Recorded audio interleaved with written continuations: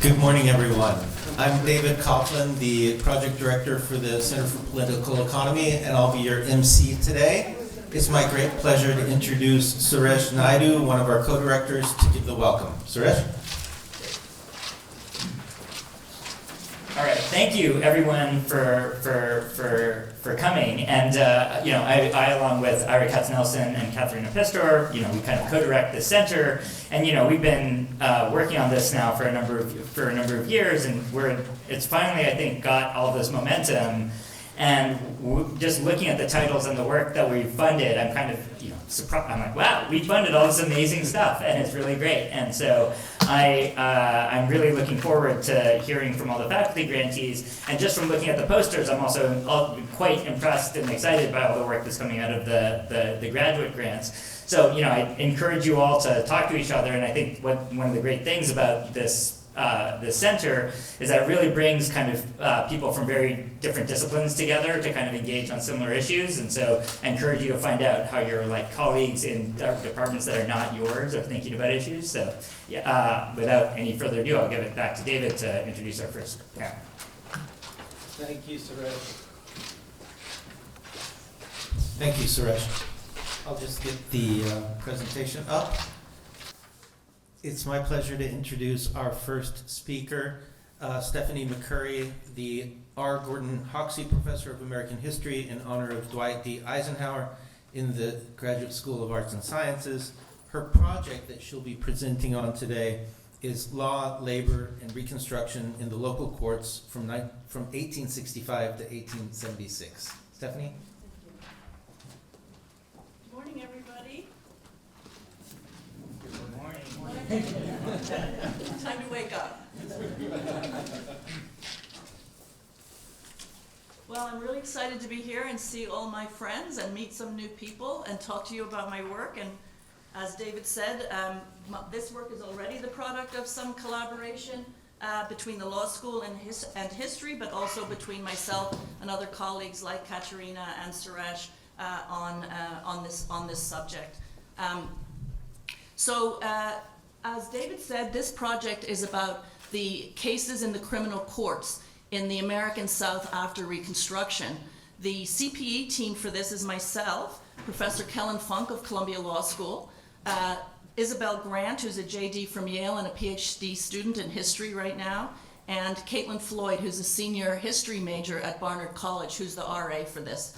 And you'll see it takes a village, as you all know if you do this kind of work. So the goal of the project is to try to investigate the record of county level, the most local level criminal cases in the southern states during the critical period of Reconstruction in the United States, which is 1865, immediately after the Civil War.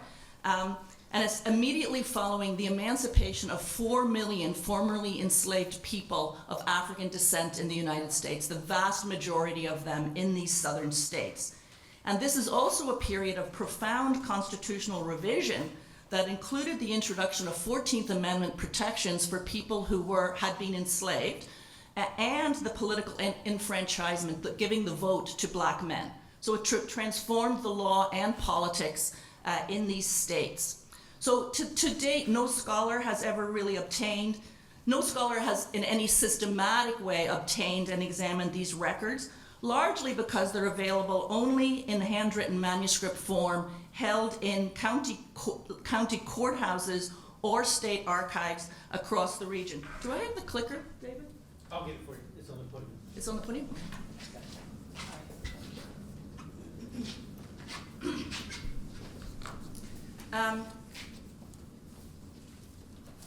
Right, so they're hard to get, and they're not digitized yet, and they're not available outside these archives. Now, scholars of law and history have made broad generalizations about the role of the criminal law in the discipline of black labor in the aftermath of slavery.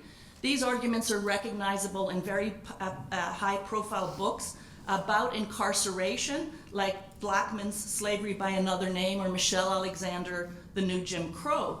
But these arguments have relied mainly on laws on the books, the vagrancy laws of the Black Codes in 1866, for example, or the use of convict lease systems that emerged later, mostly in the 1880s. So because these records are so local, there's been this kind of gap in the understanding of what the uses of the criminal law were in this period. The question of enforcement of law in action in this critical period is what we're focusing on here. So our plan was to identify key collections of county-level trial records, to assemble a database from a selection of key sites, so a sample, to make the records publicly available for use through the Columbia Law Library, and to analyze and use the results in published scholarship by project members. So I'm just going to give you an update on where we are now. So the first thing we did was survey the records that are available in southern states to see which states to focus on. We had our preferences, and one of them at least worked out. So we did a survey of where the records were, what was available. We only looked at places where the records were in the state archives, not the counties. That's beyond even the funding of CPE. Then we looked at the range of records that were available for each county. In the first state we picked was South Carolina. And then we looked at the availability of the records for every county in the state. And in the end, we selected these three, which mean nothing to you unless you've worked on South Carolina as a historian. Suresh might know some of these places. Then Caitlin, our RA, went to the Columbia, South Carolina, and scanned all these documents. This is what they look like. Students can't do this work anymore because they can't read cursive, so that's another new wrinkle, and we're getting more, our skills are getting more and more valuable. Professor Funk is trying to train a bot to transcribe these, but Caitlin was faster. So let me see. So we created a database of cases. This is Caitlin's work. Transcribed the key information from the cases into this Excel spreadsheet. And so she identified the defendant, the victim, that he had to read the transcript to get the victim's name. And then she researched, these records do not necessarily indicate the race of the victim or the defendant. So she had to use the census records and other records available on Ancestry to find the race of the defendants and the victims. This is extremely time-consuming legwork using Ancestry. But we also added what we already knew about some recognizable actors that showed up in these files, particularly prominent white men, known politicians, known leaders of the Ku Klux Klan, for example, and also black men we knew because we knew them from other sources as political leaders, office holders, leaders of black militias, etc. So we added that information under the linked names in the database. We thought when we started this project, it was kind of on the wish list, that we might in time be able to link some of these cases to indictments of the Ku Klux Klan that were brought by the brand new Department of Justice in 1871 through the period of the 1880s in federal district courts. So these kinds of records have been used by historians and legal historians because they're cataloged and printed.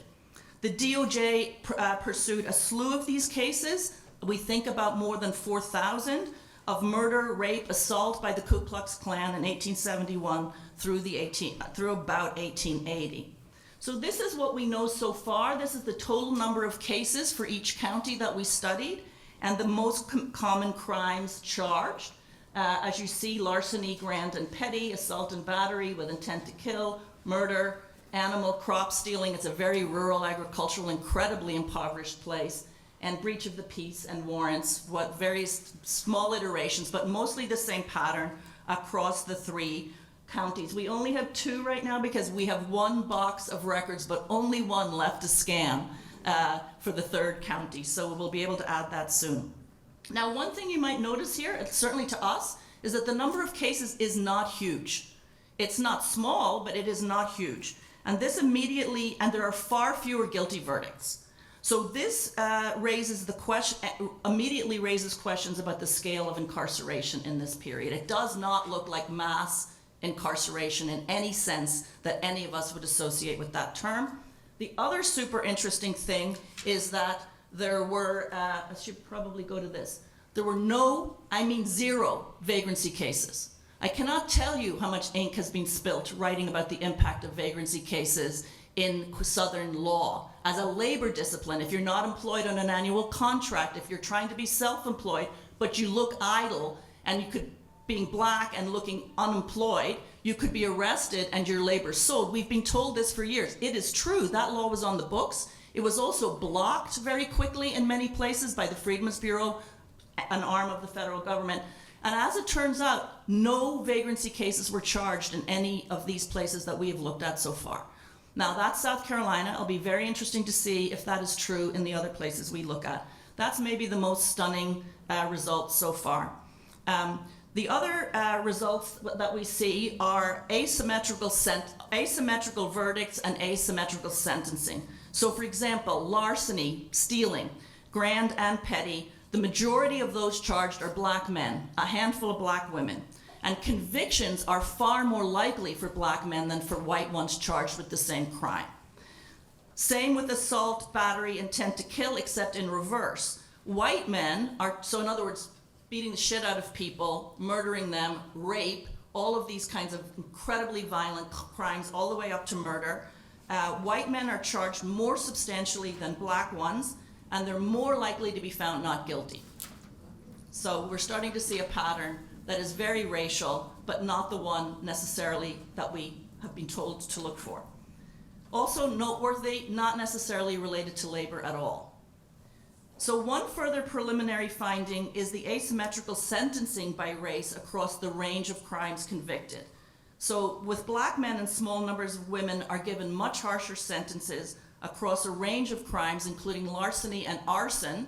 Arson, setting fire to things, is a reported crime of, it's a weapon of the weak, as James Scott would call it. It's a crime that black people resort to because it's anonymous, and they can burn the guy's house down, and they might, has deniable, what's the word, plausibility.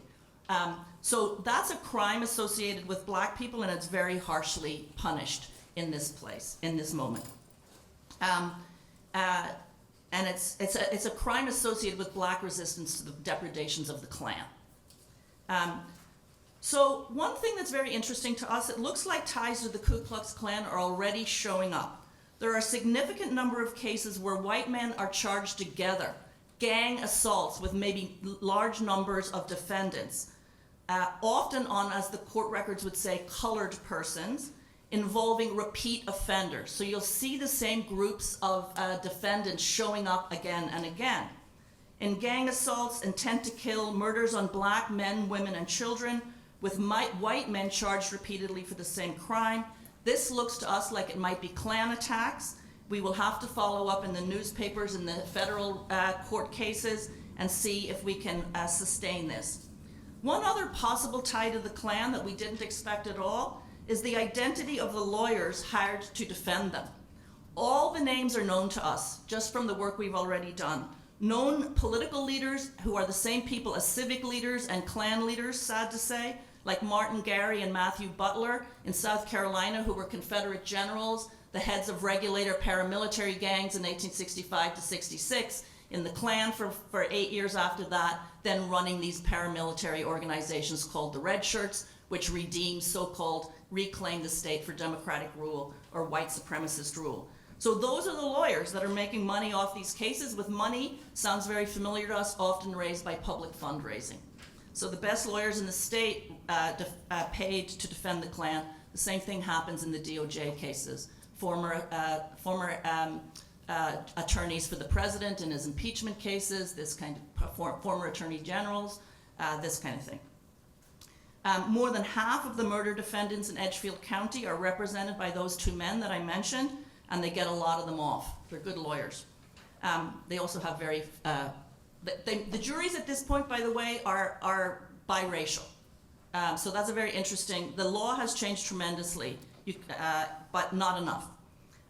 So this ties our findings from the local criminal court cases in some way to subsequent, much better known set of trials pursued by the Department of Justice and conducted in federal district court. And we're going to try to keep nurturing that analysis as we go along.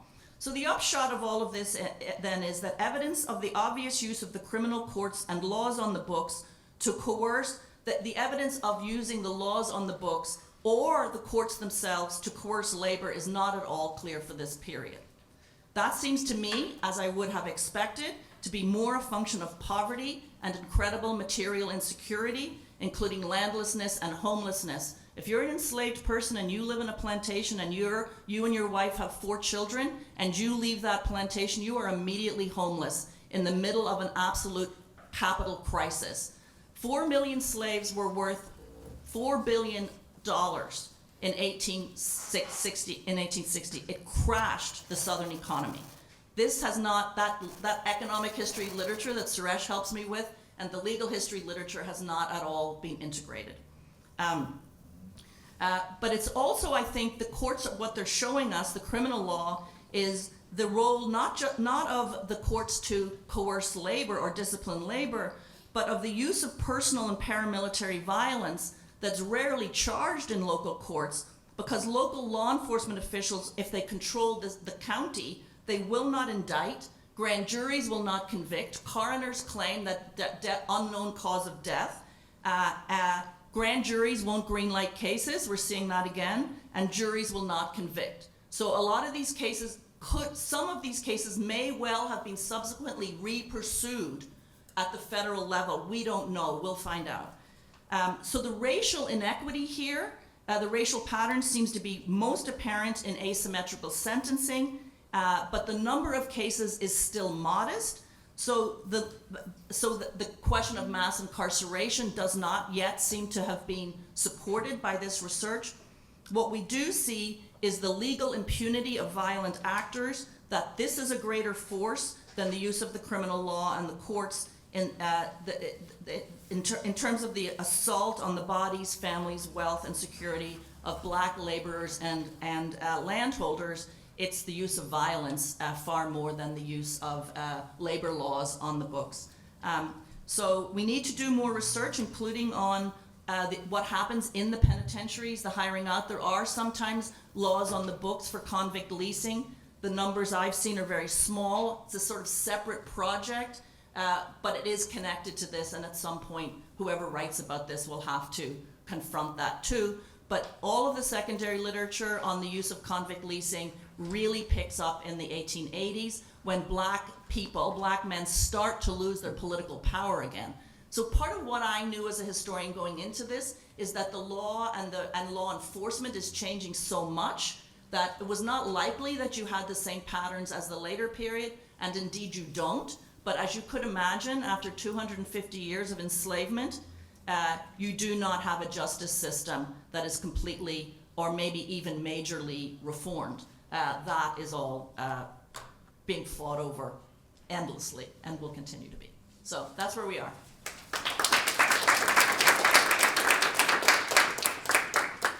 We have a few minutes for Q&A. Hiram. Who brings these prosecutors, the local, county level prosecutors? Well, the sheriff will arrest, and the local attorney will bring the indictment. But that's why I work with lawyers. I need to keep those kinds of things straight. Suresh. So I have an email draft for you because this is awesome. But one of the questions, so when I've looked at the labor laws in the later period, it's been like the enticement laws, which are like whites taking other white planters to court over like poaching of labor. And the idea is that the court system would work vis-a-vis the whites in a way that it wouldn't be enforced, it's all like kind of informal vis-a-vis black workers, but really where you'd see the action in the legal system is like enticement. Is enticement. So I'm curious what you've sort of, clearly you're not seeing it in these cases. Caitlin, did you see any enticement cases? No. Yeah. Same deal. There you go. Enticement laws are on the books, but even the historical literature on enticement says it really can't work. Planters aren't good at a cartel. As you know better than anybody, black people want to work less. So planters are always trying to steal each other's workers. And black people do have leverage in this period that they didn't have before. I mean, not a lot. So I was always a bit suspicious of that. Yeah, so I think that, one of the things in the Reconstruction period is that they're actively breaking up cartels of planters. Yes. And so it's like, it suggests that if it hadn't been for the Freedmen's Bureau, Yes. there would have had the cartels. Oh yeah, for sure. And the same thing with vagrancy laws. I mean, the Freedmen's Bureau they're federal, they're a branch of the army. It's like a mind-boggling thing that a lot of the radical social change that's imposed on these places is imposed by the army in the aftermath of the Civil War. But a lot of the Freedmen's Bureau officials who aren't right-wingers, there's not that many of them who are, shut down the enforcement of these laws from the get-go, vagrancy, enticement, etc. Because what do they want? They want a free market and labor. That's their ideal view of the good society. So they want that. And they're very opposed to this planter's idea that nothing's changed and they own these people and they can just command labor. They want a market. And of course, something of a market develops, but it's a very distorted one, as you have helped me understand. Catch me now. Just a quick question about how many of these laws were truly new at the state level. So vagrancy, I assume, just came on the books. All the other stuff probably would have been there before. So are we seeing basically a fear of these communities about what would happen? And so the political economy of adopting these laws, I think, is a separate issue from what you're describing, but I'm just wondering how many of these different charges would have been like new on the books and how many would have been old. I actually would say very few of them were new on the books. Vagrancy is part of the police laws of the colonies and the units, part of from English common law. I mean, it's been a mode of disciplining labor since at least the 17th century. But your larger point is true. There was a tremendous amount of fear. Remember, these people were slaveholders. You can't decolonize the mind in one go. They literally reject. They don't even. They think this is completely illegitimate because all of this is being imposed under military occupation. Okay, you might say they have a point. This is pretty tricky to write about because it's democratic change, but it's imposed under military occupation. No white Southerners voted for the 14th Amendment.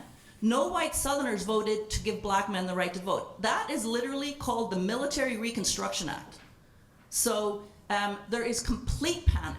They have lost 2/3 of their personal wealth, as you know, and they're desperately trying to hold on to their land, the value of which is tanking. They're losing control of labor. The only reason they're not losing total control of labor is it takes time for black people to figure out other ways to get employed. They do leave. They leave for town, they leave to find their families. There is tremendous disruption. Remember, households of 200 to 400 people with one white nuclear family at the top and hundreds of laborers are being deconstructed and remade into nuclear families. And they're all looking for a way to make a living, a place to live, in a place where the credit market and the capital market has absolutely collapsed. So I think it is a political economy question, and it's a political economy and the law question, and I guess I better learn how to write and think about it, or we all need to do that too. I think we should move on to the next presentation. Thank you very much, Stephanie.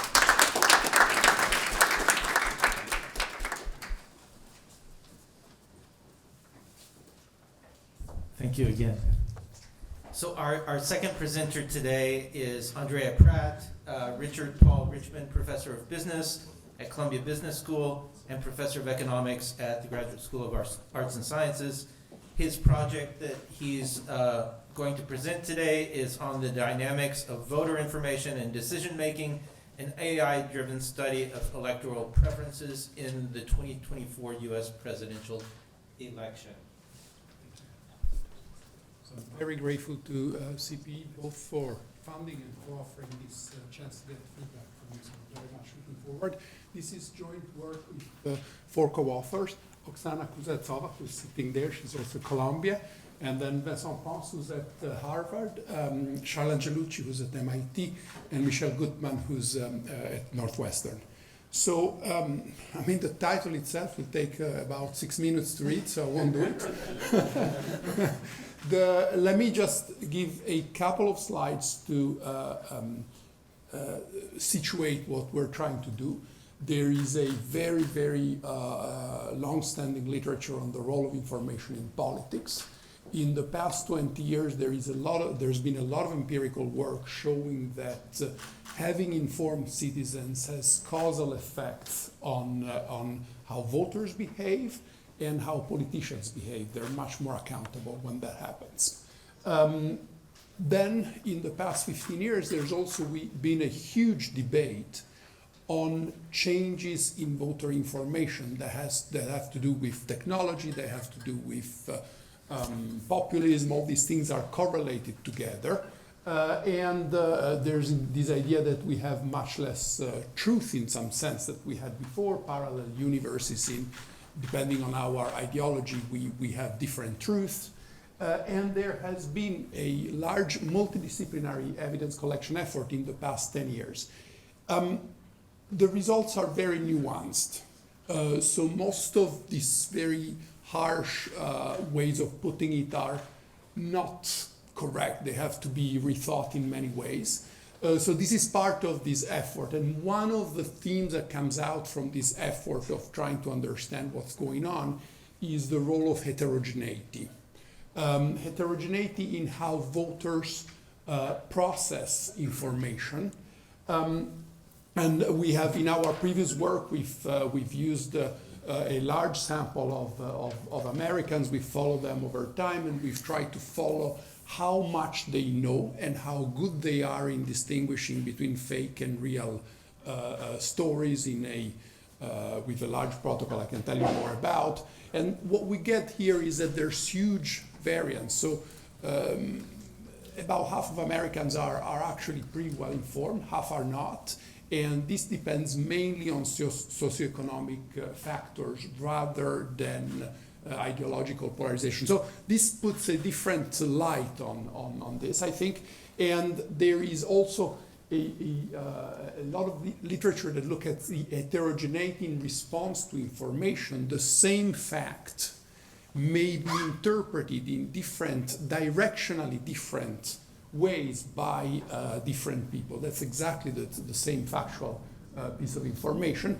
And so there's also in this literature a sense that it's very important to have large samples, non-experimental samples, but samples with external validity that will allow us to kind of try to bring together this heterogeneity to then understand what it does in terms of elections. So this is kind of where this literature is situated. And so what we're trying to do in this project is to kind of bring together these three strands and to try to learn more about how voters, the events that happen during an election affect voters in different ways, to different information and to different processing of this information. And our sample is going to be the 2024 presidential elections in the US. And we're going to have a large panel of voters, and what we want to do is to collect a lot of information about these voters over time, so that then we can try to provide a sort of a more holistic picture of what's going on. So we're going to have data on ideology, information, voting intention, socioeconomic. We're going to have interviews, and we're going to use AI. I'll show you in a second how to kind of provide some structure to this data that's very unstructured. So this is the data collection effort that we had. It's a YouGov panel. It's about 5,000 US citizens over time, and we overweigh toward socioeconomic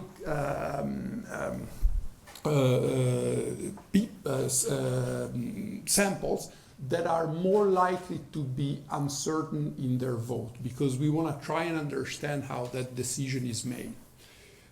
So in the first, and these waves go for about 6 months from before the election we have the last wave is after the election.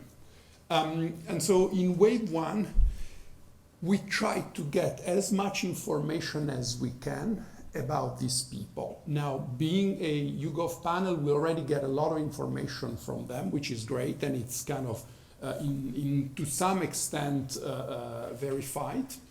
And one of the things we have is news diets. So where do they get their information from? Or at least where do they say they get their information from? And then we have a couple of things we do in order to try and understand their ideology. And we're very agnostic about the meaning of ideology. We don't think it's a one-dimensional thing. It's a complicated object, and part of this project is to try to let the data tell us what this object looks like. And so we have an open question that's around politics, and it tells you, it asks, what are you most optimistic and most concerned about as you think about the future? And we let them talk. And it's incentivized. They have to talk enough. They have to talk quite a lot, and their answers have to make sense. And then we ask them to rank their issue priorities. We put all that together. And so the goal is to take all this sort of messy information and to try to use it to construct an ideological type. And then in all the waves, including the first one, we asked about the voting intentions, how likely they are to vote and who they're thinking of voting for, again, presidential election. And then we have these tests about knowledge, about stuff that's happened recently in the presidential race to see how informed they are and how they process this information. And this is done in collaboration with professional journalists who are going to tell us two things. What are, in their view, the most important stories about the ongoing race, and what are this we do with an organization called Snopes, the most widely circulated fake stories in that month. And so, again, we try to figure out if they can tell them apart and how aware they are of that. So this is an example of one of these things. And they don't have enough time to Google them. They're paid for the right answer. It's something we've done for a while. Now, in the last wave, we do something else. So we do interviews. And this is the first point where AI helps us. There are now these protocols that allow you to do AI-led interviews. They were developed by Gaikwad and Jaravel. And you have to tell the subject that it's an AI, otherwise they would not know. They would think it's a very intelligent interviewer.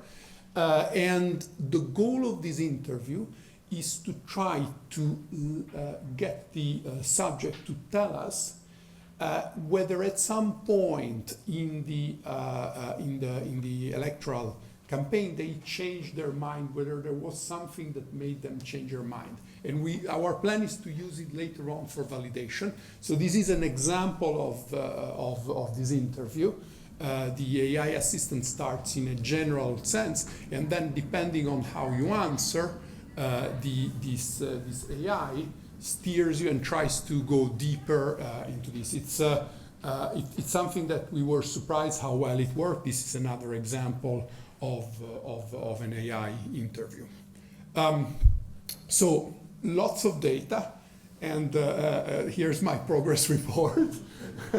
So we've cleaned up the data. It took a long time, much longer than we expected. We've been working a lot on the ideology part and trying to identify these voter types. And so I will report a little more about that. And now we're started working on trying to identify the different differential effect of news on different types. So try to cross these types with the differential effect on news. And ultimately, once we have sort of built a model of that, we've estimated it. We're going to keep the AI interviews in the end, and we're going to use them to validate everything we're doing. Like, does actually person by person, because now we will have the same person, does it resonate to at least with the story that these people are telling us? So, okay, how do we identify this at least how do we try to identify these types? We begin with the first wave, all this information we've made, and we take some of the voters and we use them as a training set. We're using Gemma 2.9b, which has a couple of advantages. Is available. Is sort of not very black boxy, so you can someone else can reproduce the analysis you've done, which is a huge problem with most AIs, that no one knows what's going on. And there's now this new generation that's very useful for scientists because it can allow for reproducibility. So I think it's a game changer on what we do. And so we use this a subset of the wave one respondents, and we use everything they say. These are people who are already telling us whether they're going to vote for Republican or Democrat, and we use everything they say in this unstructured data to try and predict who they're going to vote for. And this is going to form some types. And then, let me tell you two things. Let me tell you about the performance of this and the interpretation. So the performance is pretty good because we do this on first wave, and then we take the same prediction and we use it on other people to predict how they're going to vote. So we haven't used them at all, and we use Stephanie to predict, and then now we go on to Jeff and we try to see how Jeff is gonna do, and we can check whether we get it right or not. And here we get something that I think is gonna be it's something that you see a lot. So if you just look at demographics, you just use demographics and you try to predict. You don't go very far. So 74, this 0.74 means 74% chance of getting it right. If you toss a coin, it's 50%. So this is not very good. Now, if you use, there's two things there's one thing that's known to work well, which is issues. And so if you just use the issues, you get to a relatively high number, which is 92%. If you use only the text, and I think this is very nice, only the blah blah on what your concerns and hopes are, you get to 91%. If you combine the two, you get to almost 95%. So this is, I think, very encouraging. The other good thing is that, and this is again, the new AI, new types of AI allow for this. They allow for interpretation because it's reproducible, because it's much more open. You can understand where this predictive power comes from. And basically you have a pre-trained model, language model, and then you fine-tune the last layer. And so the bottom layer is going to tell you in your sample where the predictive power comes from, and these are these neurons that get activated for certain people and not for other people, for certain texts, not for other texts. And so this is an example. So this is one response to the hopes and concerns. And then you can look at these neurons that get activated. These neurons have now sort of references that tell you what the neurons mean. And so here, for instance, this person is activating a couple of neurons: environmental treatise, climate change, societal awareness, critique. And these are very, as you can imagine, very democratic neurons and so now you can look at the neurons that are more predictive of ideological types. And here you have the Republican neurons, and here you have the Democratic neurons. And as you see as a top, for instance, the environmental neuron is a very democratic one. So I think one advantage of this is that we've gone from like a left-right dimension to a much more multipolar dimension where your ideology is represented by all this stuff.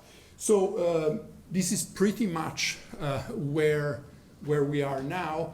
There's one. I'm gonna just share one interesting thing, perhaps, which is so.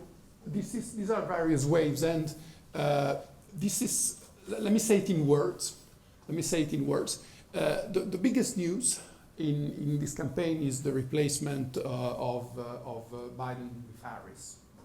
And what does it do to our subjects with this analysis? So what we find is you can kind of separate things into horizontal and vertical. So horizontal is about ideology, and vertical is about the candidate. And when you look at the effect of these are Democrats, they get a huge boost from the replacement with Harris. This is something that all the pollsters have seen. It's a 10% effect. But then, when you look at the ideological part, it's quite flat. If instead you look at Republicans, you see that the purple line is sort of representing the vertical part. So they don't like Trump. They like it less. They like him less and less during the election, but they like the ideology, the policies more and more during the election. So this is interesting. It's very, very preliminary, but it gives you a sense of the kind of questions that hopefully you will be able to ask with this data set. Thank you very much. Questions? Great stuff, Andrea. I'm just wondering, it's a great way of thinking about different ideological propensities, but I'm wondering, because Trump is such an unusual candidate, about the variation both among voters and in their response to different candidates, some of whom, like, say, Rubio, or maybe a Senate candidate who's a more mainstream Republican, how you pick, whether you can pick that up. And within that, you started talking about heterogeneity, but then we didn't hear a lot about heterogeneity. I'm wondering, do we see a lot of heterogeneity and responsiveness to the unusual characteristics of the Trump campaign and the Trump ideology relative to mainstream Republicanism? So I think two points. One is, what's the external validity of this going to be, given how weird those elections were? I don't know.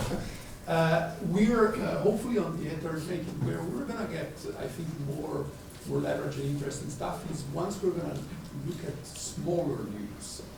The replacement of Biden with Harris is so enormous and difficult to process. But then we have 3 stories a month. And hopefully we're gonna get much more general results from that, which we haven't done yet. So this is really exciting. It's really cool work. I was wondering if text, you can use it not only to extract topics and positions of people on environmental issues, etc., but also language, how people talk. Do they use a register that is different? Do they speak in a complicated way? And does this have predictive power? I think that's very interesting. It's a wonderful question. And indeed, when you look at Republicans, the most predictive neuron is about this inflammatory language. And so I welcome feedback ideas on how to bring it together with the rest, the how with the what. So if you have ideas, I would love to hear about them. So this is all fascinating, but it actually makes me think about, what is the level at which ideology varies? You kind of have it as this thing that sits inside someone's head, but if it's instead a property of the local soup that they're in, that's activated by you asking about partisanship, then it's not an independent signal that it's actually independent across individuals. It's actually the output of the kind of soup that they're in. And so predicting across individuals is actually not a tough test, because there's actually not so much independent variation in ideology. You're instead kind of picking up the kind of soup that people are living in, and that's all very correlated with their ideology and their media content and everything about the kind of soup that they're living in. So by soup we mean... the cultural environment, the media environment, everything is kind of associated with partisanship. And so you're basically getting a better measure of their demographics in some ways by the ideas in their head, because it's so correlated with their information environment. Yeah. So this is a great question. So we were methodologically, and I welcome your feedback, but methodologically the way we think about it is we're looking at the span of an election, so 6 months, and we're trying to think what's fixed there and what's variable. And what's fixed is we can check, and this is relatively fixed, so it has a lot of stability over those 6 months. Where does it come from? We have no idea, of course, and this is a huge question. And instead, what we think that varies is, our idea is that what varies is the news. The news is a much higher frequency. And so, but I completely take this thing that we're looking, this is the sort of length, duration, 6 months that we're thinking about. And if you have suggestions on how to make something wrong, yes. I was wondering, maybe this is a qualitative question, but what do you get out of this text that maybe is unique to this design? Because it seems like the issue plus demographic is very, very predictive for most people. But there's a small handful of people, it looks like, that are predicted much better with text. And I assume there's maybe an even smaller handful of people for whom the model with issues says something different from the text. And I'm just wondering if you get something, because in work I've done, you might get someone who says, I'm a Republican, but I dislike Trump for sort of valence reasons or qualitative reasons, or I'm a Democrat, but I'm anti-establishment, so I'm going for Trump. And I'm wondering, is that what's special about this text? Because to the extent people are restating their issue positions, it seems like you have that already, but are some people giving a sort of unique, non-ideological reason for their choices? Yeah, again, it's a great question. So statistically, we do get that important boost, because it's really when you're going toward 100%. So it's very important statistically. Issues is something we impose on people in a sense, and so maybe people don't have other things besides issues that are moral, that are difficult to intersect. So we wanted to get that, and I think this is telling us, this confirms the importance of issue, which is I think important, but it also says that that's something more. And if you have ideas on how to relate it, we would be very happy to hear about it. I'm afraid we have to move on to the next one. But stick around afterwards.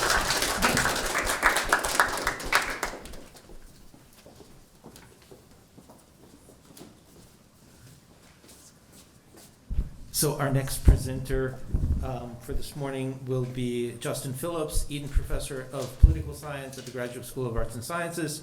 He'll be presenting on his project on quasi-corruption in city politics, activist and voter beliefs. All right, so candidates for office engage in activities that, while legal, may seem corrupt to voters, right? Sort of the activities that candidates have to do to garner endorsements or to raise money. We were sort of wondering to what extent these kind of activities shape or impact this keeps just going, the extent to which these activities lower people's trust in government institutions, which we know is already quite low. And so we decided to study this concept at the local level, New York City politics. And I'm not sure why this just keeps automatically advancing. I'll still be a very brief presentation. It's being extended by delays. We wouldn't want to preview the results too early. No, we wouldn't. No, but I guess what we're hoping to get out of this, we've done a substantial piece of the project, but there's still a lot more to go, and we're definitely curious to get some feedback, especially in our approach to this term quasi-corruption.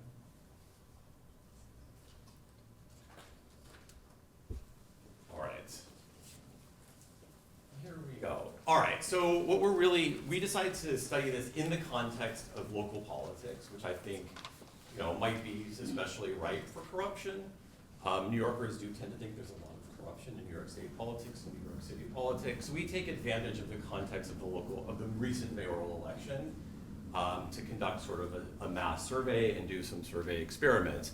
And in general, in the project, what we're interested in is sort of how mass and elite kind of attitudes towards and understanding of quasi-corruption differ. And so far, we've only focused on kind of the mass aspect of this, but we're putting together an elite sample to also do a survey and some survey experiments as well. Also, whether kind of the presence or the perception of large amounts of quasi-corruption lowers trust in government, and whether candidates are punished for engaging in what voters might see as quasi-corrupt activities, and how that punishment might relate to the way voters would punish candidates for their issue positions or for engaging in something that is clearly an illegal act, or like a kind of sort of corruption that could lead to prosecution. So our working definition, we're happy to get feedback on this, and we'd love feedback on this, is that we define quasi-corruption as sort of technically legal campaign behaviors that raise potential ethical objections, such as large dollar fundraising from unpopular sources or certain types of quid pro quo exchanges. And some of these may also be illegal. We're kind of trying to figure out where that line is. We look at kind of four types of activities that we're treating at this point as quasi-corruption. The first is raising money from large donors through a political action committee. The second is promising government funding to nonprofits in exchange for their support. And one of the unique things about local government is that, or local politics and local campaigns, is that candidates are very dependent on endorsements or seek endorsements from hundreds of different local community-based organizations or interest groups, promising jobs to donors in exchange for their support, or raising large contributions from donors who live outside of New York City. All right, so what have we done so far? We have completed a survey of registered New York City voters. This was conducted in late October, utilizing the firm Verisight. And again, this was done in the context of the mayoral campaign. So we asked people questions about the three candidates on the ballot. We also asked them candidates about hypothetical. We also asked them to weigh in on hypothetical city council races. So what have we learned? A couple of things. So first, mass attitudes towards quasi-corruption. Voters object most to promising jobs to donors. I mean, I don't know the extent. I mean, we've done some. Daniel, for example, has spoken to a lot of political insiders about this and the extent to which this actually happens. I mean, I worked in government before. You see lots of donors get plum government jobs. But also a supermajority of New Yorkers believe that raising large campaign contributions from donors who live outside of New York City is an inappropriate activity. Tactics that we also ask voters for their perceptions about how common this type of quasi-corruption is in New York City politics. And the tactics that voters thought were most inappropriate, they also perceived to be less relevant, which I guess is, or less prevalent, I should say, which maybe is comforting. The key experimental results, and I'll show these in a minute, but I'll start with words. The first is what we call the hypocrisy finding, which that respondents were much more likely to approve their preferred candidate using these kind of quasi-corrupt tactics than the opposing candidate. I guess this probably surprises nobody who pays attention to American politics. And in the sort of hypothetical city council election, what we find is that respondents penalize hypothetical candidates for their super PAC campaign financing.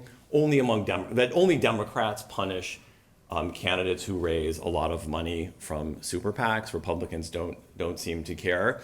These kind of punishments for kind of quasi-corrupt activities are about half of that of actual corruption. If we give voters or survey respondents an example of, or it's a candidate who has real corruption charges against them. But what's interesting is that that quasi-corruption matters much less than sort of policy positions, right?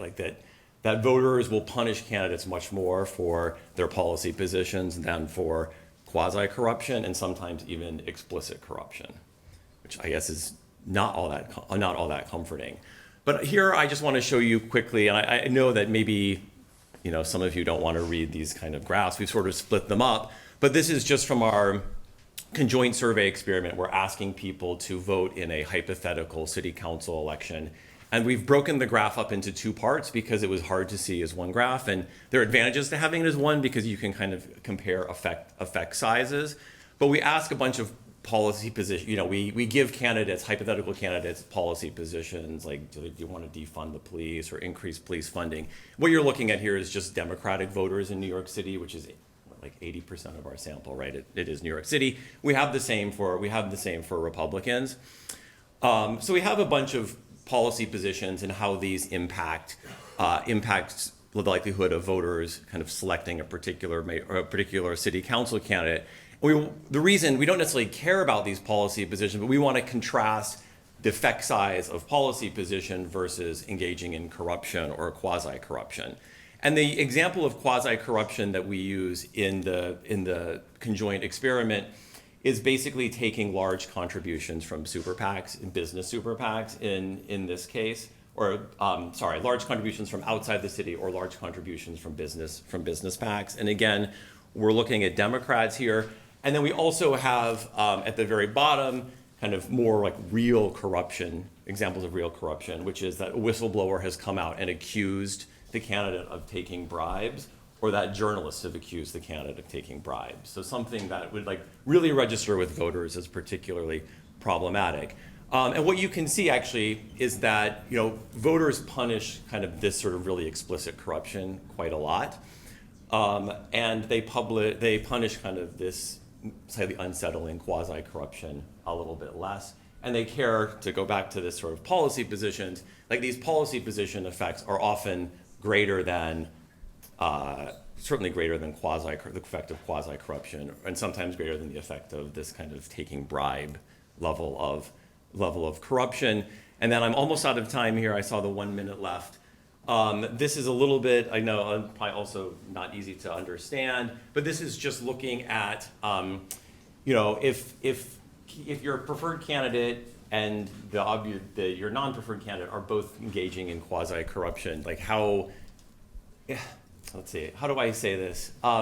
It's basically showing that you punish your preferred candidate less for engaging in quasi-corruption than you punish the opposition candidate. And it varies a little bit from the type of, based on the type of quasi-corruption that we identified. And so like promising jobs in exchange for campaign is sort of in exchange for campaign money. You know, you punish your preferred candidate a little bit less than you punish your unpreferred candidate. But anyhow, that's sort of where we are. We haven't done anything with the elite sample yet, or the elite survey. So we're totally open to feedback on this. But you know, it's exciting. We thank the Center for Political Economy again. And also, Daniel and Emma should feel free to weigh in on questions because they've been very heavily involved in this project.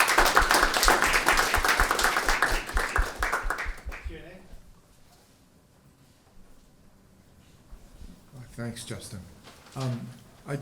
First, just an observation about all three of the presentations, which come under the heading of political economy and democracy. And something that links all three, despite the diversity of fields and background, it seems to me that they're all located at a kind of institutional level of activity midway between large-scale macro changes, Reconstruction, or transformations to the electoral system and what have you, and actual behavior, decision-making down to the individual or group level. And I think that mix of attributes is something we work very hard to, at the Center for Political Economy, to advance. So that's just the question is historical, I want to ask. In the heyday of political machines, where it was, I'm asking you to speculate here, where it was corruption, in a sense, not just quasi, but trading favors and all that stuff, was the daily expression of machine politics. That, at least historians will tell us, seemed fairly legitimate for a period because it was so embedded in the micro dynamics of place and ethnicity, for example, and the way in which the machine was organized like a chessboard of each neighborhood has its own representation and they meet at the center. Is it the shift in the structure of party institutions and the decline of that kind of coordinated machine politics and the substitution by a kind of politicians as independent political entrepreneurs? How does that shift affect your view of corruption and quasi-corruption? I mean, it's a good question. I have not thought about that. But one thought that we had entering into the survey was whether or not some people would think of corruption as not a bad, like, oh, kind of a corrupt. I always thought part of Cuomo's brand was that, you know, he was a little bit corrupt but got things done. And so, and indeed among Cuomo supporters, they were the least likely to punish him for corruption. So it could be the case that, you know, that there are sort of brands that people, or that there's some conceptions of local politics as you need to be a little bit corrupt to get things done. And I guess that was my sense maybe of the machines or attitudes for it, but you would know. I'm not going to speculate about political machines in front of Ira Katz-Nelson, so I know better than to do that. But it was, we weren't totally sure what to expect. Because, a lot of people think that New York City politics is corrupt, so it's just part of the game, possibly. Okay, thank you.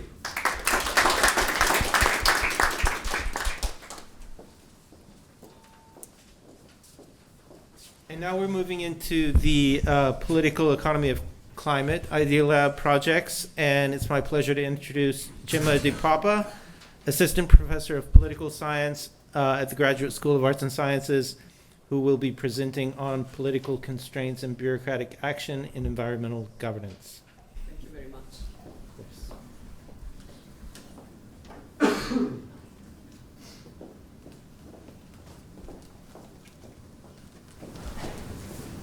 Well, let me start by thanking you, the Center, for organizing this event. So this is very early stage work, so it's really nice. It's the first time any of us is presenting it, so it's very nice to have an opportunity to get a preliminary impression of what you think about this and where it is going.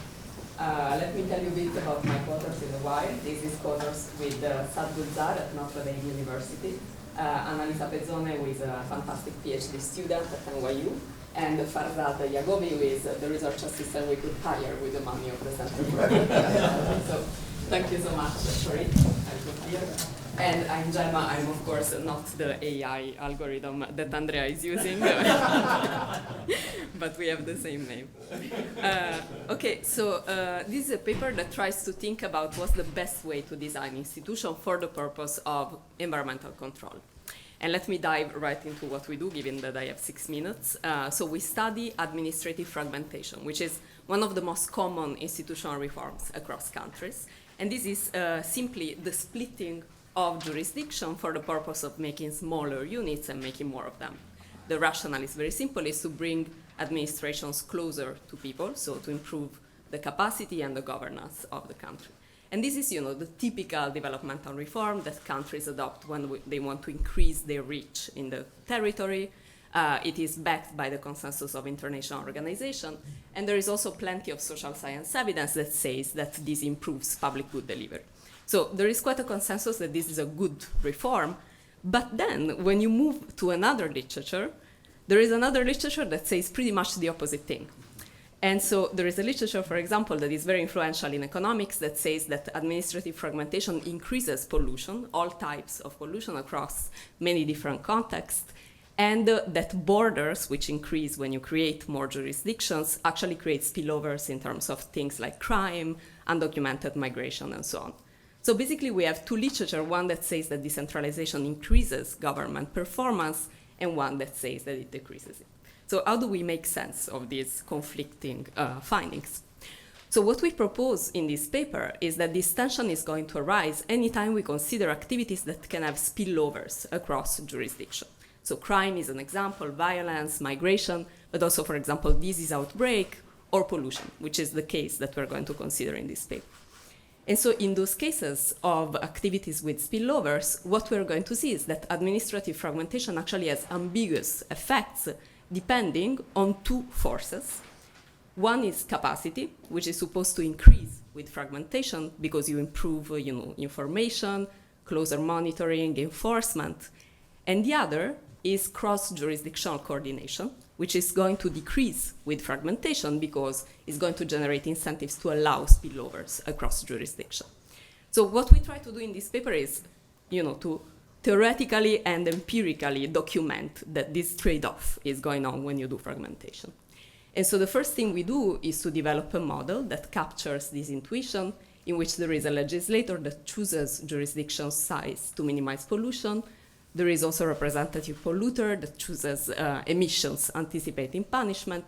And then the number of jurisdiction is going to impact both the likelihood of punishment, so capacity, and the incentives to administer punishment, so coordination. We then bring this theory to the setting of air pollution in India and Pakistan. This is considered one of the largest public health emergencies on the planet, responsible for more than 2 million deaths every year.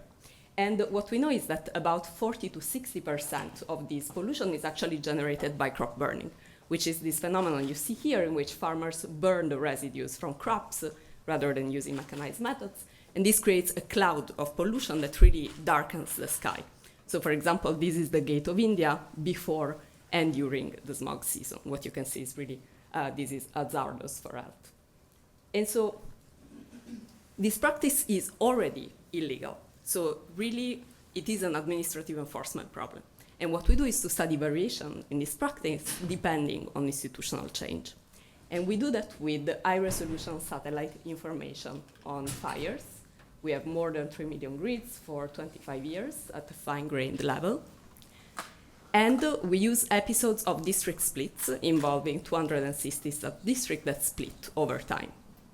So let me just show you 3 results that we find. So the first thing we want to know is what is the total impact of administrative fragmentation. And we do it with a simple staggered if and if, in which we consider the impact of splitting a district on the pollution, on the number of fires that take place, controlling for fixed effect and so on. And what we see is that after a split, pollution increases. There are more fires in a jurisdiction. And then, but really the thing that we want to know from this paper is if it is the case that this increase in pollution is the composite effect of 2 opposing forces, capacity and coordination losses. And so to try and document coordination losses, what we do, for example, is to consider the fact that coordination should drop, and therefore fires increase, as you move closer to the district borders, where there are more incentives to offload pollution to your neighbors. And so in fact, when we try and do this type of exercise, what we see is that there is in fact a significant differences. This coefficient is significant, I promise, in the number of fires where pollution can be offloaded to neighbors. And to document capacity gains, we can do several different things. One example that I think is very simple is this. What we should see is that capacity should increase and fires drop when the reduction in size of the jurisdiction is largest. And this is indeed what we find. So overall, fires increase, but there is a differentially negative effect for jurisdictions that become smaller. So those have less fires, in fact. And we can do similar exercises, for example, using places that become much closer to a district headquarters, so where capacity is going to be higher. And what we see here again is a drop in the number of fires for units, for grids in our sample that are exposed to, a much bigger increase in proximity to the district administration. Okay, let me just skip an example and let me go to the conclusion. We think we are the first in this paper to document both empirically and theoretically that fragmentation can create a trade-off between coordination and capacity in the presence of spillovers.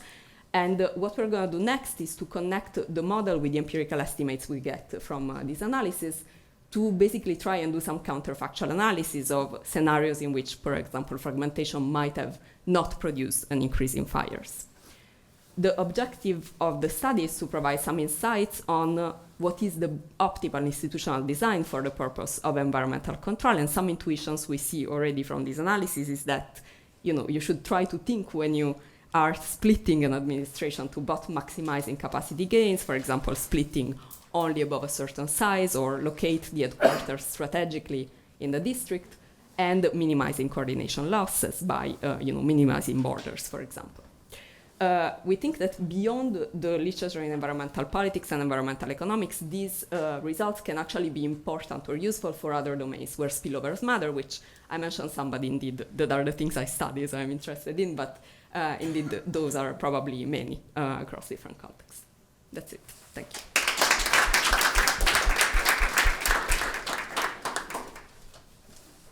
Interesting stuff, Gemma. One ignorant question and then another comment. The ignorant question is, you said to choose the size that minimizes pollution, the jurisdiction size that minimizes pollution. What's the jurisdiction size that minimizes pollution? What does that mean? And then my comment is, in a sense, you could think of that as conflicting pressures on the policymaker. Because on the one hand, you think of it, if it's an individual policymaker, the policymaker wants to satisfy his constituents, and they want to offload the pollution to the next jurisdiction.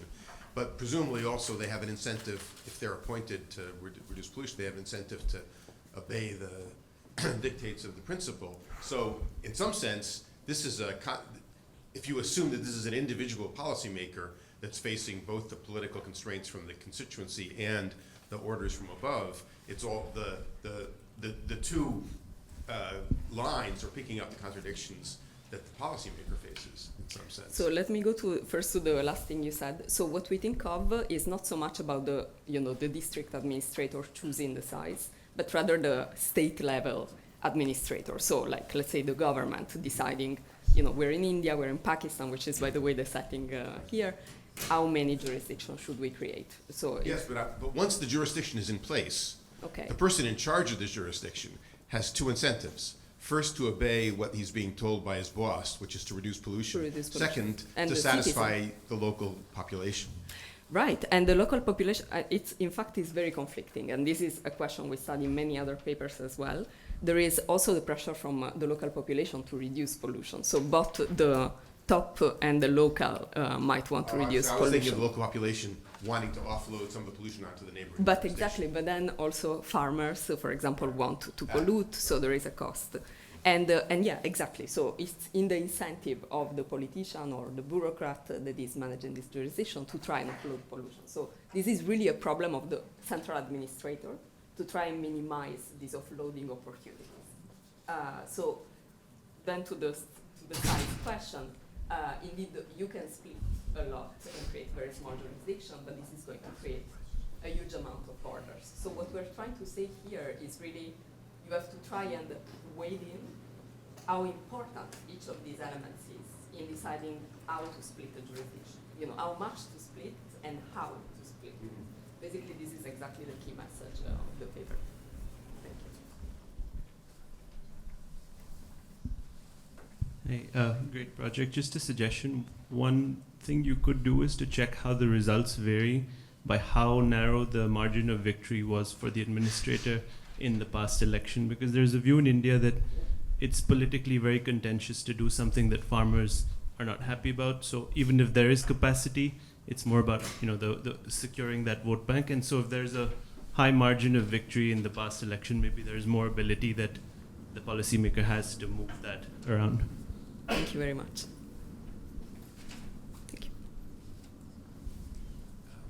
Great work. I was curious if you showed that when there's a split, there's a child and a parent.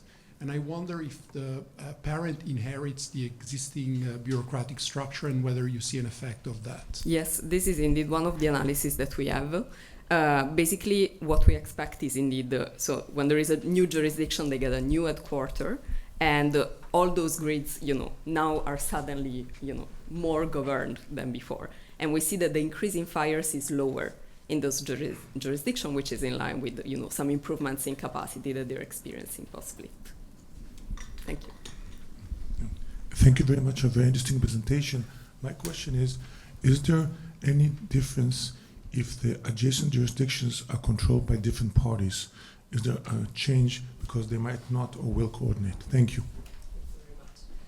So I have to say those are administrative jurisdictions. So those are the districts in India. So they're controlled by bureaucrats. And the political level is inside this jurisdiction. So one analysis that we're working on now is exactly to try and also map the political jurisdiction onto here and try and see some margins of variation. One of the ones that we're going to exploit is, well, we're definitely going to check margin of victories, absolutely.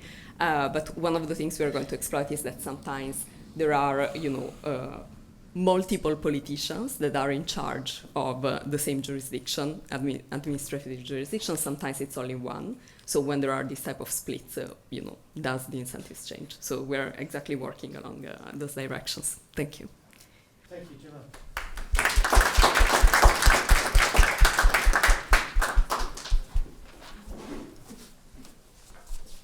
And our second presentation within the climate lab is from Johnathan Guy, who I'm happy to say is a postdoctoral research scholar with us at the Center for Political Economy. And he is the co-author with Nikhar Gaikwad of the project Political Economy of Compensation in Fossil Fuel Economies. And I'll just pull up your presentation. Hi everyone, thank you for coming, and thanks to the Center for funding this research and for hosting this presentation. So the motivation for this project, in the energy politics literature, in the climate politics literature, compensation is increasingly seen as the solution to overcoming opposition from cost-bearing groups. There have been a lot of survey experiments that have shown that this is true in the case of coal mining communities in Germany and the United States.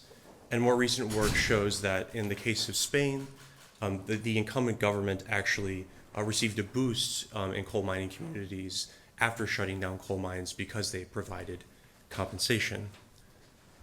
But compensation doesn't necessarily always work. In India, for instance, coal mines stay open despite the fact that compensation is promised due to resistance from local communities, in part because promises for compensation from the central government, mediated through local politicians, are often broken. Funds are often misallocated. Local politicians, as I just mentioned, play a really critical role in this process. They influence how coal mining communities view the process of transition, and they also play a key role in brokering compensation to individuals. And our preliminary fieldwork shows that this becomes an important salient electoral issue during transitions both into coal mining, so opening up new mines, and out of coal mining. So here we have an example of a local election pamphlet in Chhattisgarh, and I've taken and translated a few points from the manifesto that sort of emphasize the promises to make claims on the local coal company, and often these things are individually mediated, they're not public goods. So our research question is fairly straightforward. How do electoral linkages shape compensatory bargaining over coal mining transitions? And by linkages, we mean not just voting, but also how politicians allocate resources in an attempt to win votes. So our theory is that successful transition requires solving two commitment problems between the central government, local politicians, and voters. The central government has to credibly commit to local interests that they will actually deliver compensation, and local politicians have to credibly commit that they will actually participate in distributing the compensation in accordance with the letter of the law.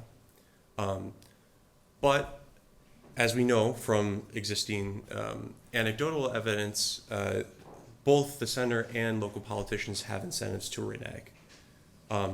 We anticipate in turn that voters anticipate these distortions and condition their support on whether institutional features of compensation help address these commitment problems. So we're still very much in the design stage, I should say that. But we're planning on conducting parallel surveys of local politicians and voters in coal mining regions in 5 Indian states. Our experimental design, we're going to ask both politicians and voters to evaluate a common set of policies, or common set of attributes rather. And then we're going to have a second conjoint that's going to differ by population. For politicians, we're going to ask them to allocate compensation over different villages, varying different aspects of those villages, their type. And then for voters, we're going to vary features of politicians, including their stances on transition, as well as whether they've actually done something for them personally, to try to understand whether voters actually reward politicians and hold up their end of the bargain in this kind of commitment problem. So I'm not going to go through each of the attributes. We're still working through how we want to design some of the levels. But as you can see, some of the levels have to do with commitment in the sense of the timing of the compensation, whether it's happening before or after mines close, and as well as some aspects of implementation, like who is involved in distributing compensation, what kind of oversight exists. We're also really interested in varying goods according to their targetability, whether they're public versus private goods, and the extent to which they could easily be reneged. And for dependent variables, we're asking not only which policy they'd rather support, but also for their second order beliefs. So especially for politicians, it's relevant to try to understand whether their preferences work through their second order beliefs about what voters want versus other things that they might care about. We're also, as I mentioned, planning to see if politicians, if they are given influence over compensation, distribute it on the basis of characteristics other than the letter of the law, which would typically be the impact of coal mine closure. And similarly for voters, we're trying to understand how much, if politicians exert effort to actually deliver compensation, that actually influences their voting, and thus provides electoral incentives for politicians to actually support transition. In terms of our contribution of broader political economy research, there's been a long literature mostly rooted in economic liberalization and trade that focuses on the role of the welfare state and other institutions in compensating individuals for risks and uncertainty posed by economic transition. But most of this literature hasn't really been, has examined contexts where institutions are really relatively strong.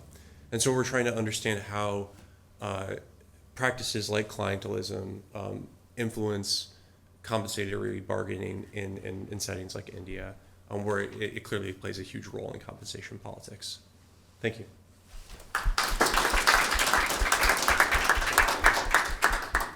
Question?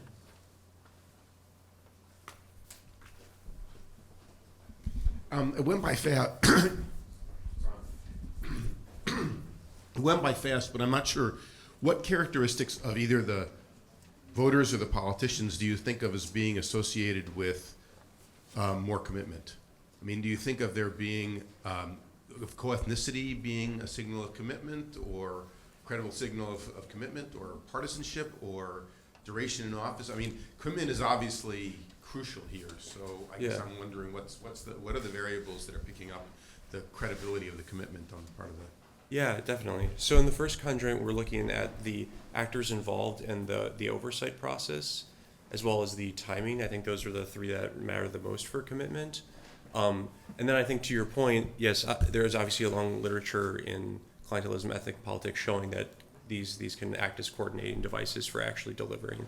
So it is possible that you could get an equilibrium where ethnicity actually co-ethnicity facilitates transitions, at least on the local level, by increasing the voters' confidence that they're actually going to be delivered benefits. We think on the margin it probably hurts voter willingness to support compensation, in part because people who, often the concern here is that the compensation might be distributed to people who don't really deserve it, or people who aren't impacted the most. And we think that if you give people a view of like the actual program, and they're, let's say they're co-ethnic, but they're not actually eligible, we think it's more likely that those people think they won't receive compensation versus people who are not co-ethnics but are eligible. So in some cases, yes, that could help serve as a commitment device, but on the whole, we think that ethnic clientelism probably is not going to help. Interesting. So let me have two questions. One is one of the things that you kind of get when you have like inattention in a dynamic kind of game like this is that when people aren't paying attention to each other's behavior, kind of these commitment problems degenerate into like simultaneous move kind of games. And so I'm sort of curious how much like actually voters are paying attention to the details of the policy such that they kind of understand this commitment problem. I mean, it's something our models say, but I'm not sure it's true. The second one is like, what are, in this context, the compensation policies that are not cash? Like, can you think of NREGA, or like, can you think of like other instruments for compensation that are easier or like more consonant with people's views on what could be delivered that are not cash, that look more like things you can credibly commit to. Great. So on the first point, I think you're right. I think that people, I guess I wouldn't call it a simultaneous move game. I mean, I think what happens in a lot of these cases is the mines close, and then there's actually the compensation isn't paid out. So there's like two forms of compensation. One is the compensation that's paid by Coal India Limited. So they often transfer people to other mines or to other forms of employment. They're also supposed to reclaim land and redistribute it back to the people who they initially took it from. That is actually the most contentious part of coal mining closures, is when Coal India doesn't actually deliver. So I think in terms of like people forming beliefs about what other people in the community are doing, I take your point on that. Like that's probably more simultaneous. And we're still trying to think through how, things that are like require more sophistication, like institutional design could be made legible. To what extent can we actually get at that aspect of commitment? In terms of what other goods besides cash, so reclaimed land, employment, retraining, public goods like infrastructure, clean drinking water. But are those easier to commit to or less easy to commit to than cash? I mean, I think that they're probably, once they're provided, some of them are like harder to reverse. So I would say that binds commitment. But obviously there, things like land titles can also are dicey, like can be revoked. So yeah. A question about the research design judgment that you're going to work in 5 states. What is the, why? What are the criteria of variation across these immense entities in India? What is the gain to be had by doing that, as opposed to picking one and combining various modes of inquiry, including survey work, but also more detailed ethnographic work in tandem with the survey work, and treat the one state possibility as a pilot to generate hypotheses about commitment, et cetera, which you then could take to other states, given a theory about variation amongst them. Great. So to answer that question, so why these 5 states? So we're looking at the 5 largest states by coal production, with accepted West Bengal, because doing surveys there is kind of difficult right now. The reason why we're doing it in 5 states is partially a matter of power, but we're also interested in how results might differ across different states. I think that, to your point, the complementing the survey with more ethnographic or interview-based fieldwork is important. I've started to do that a little bit more from the interviewing people in Coal India Limited. I also will say that there's a very rich ethnographic literature that already exists on coal mining transitions or coal mining in India, and we're really drawing from the ethnographic literature that's informing some of our design. But I think that there's a lot more to be done there, specifically in terms of trying to understand the specific strategies that Coal India is using to buy off people, because sometimes it works and sometimes it doesn't. Yeah. Thank you, Johnathan.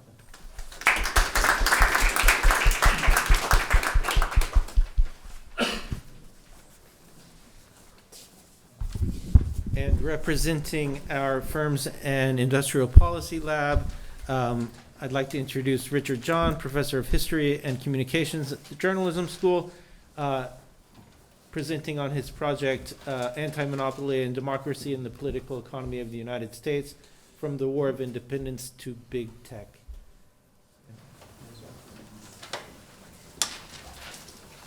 Yeah, thanks very much. I'm very grateful to the Center for Political Economy for continuing support of my kind of research project, which has taken place now over a number of years.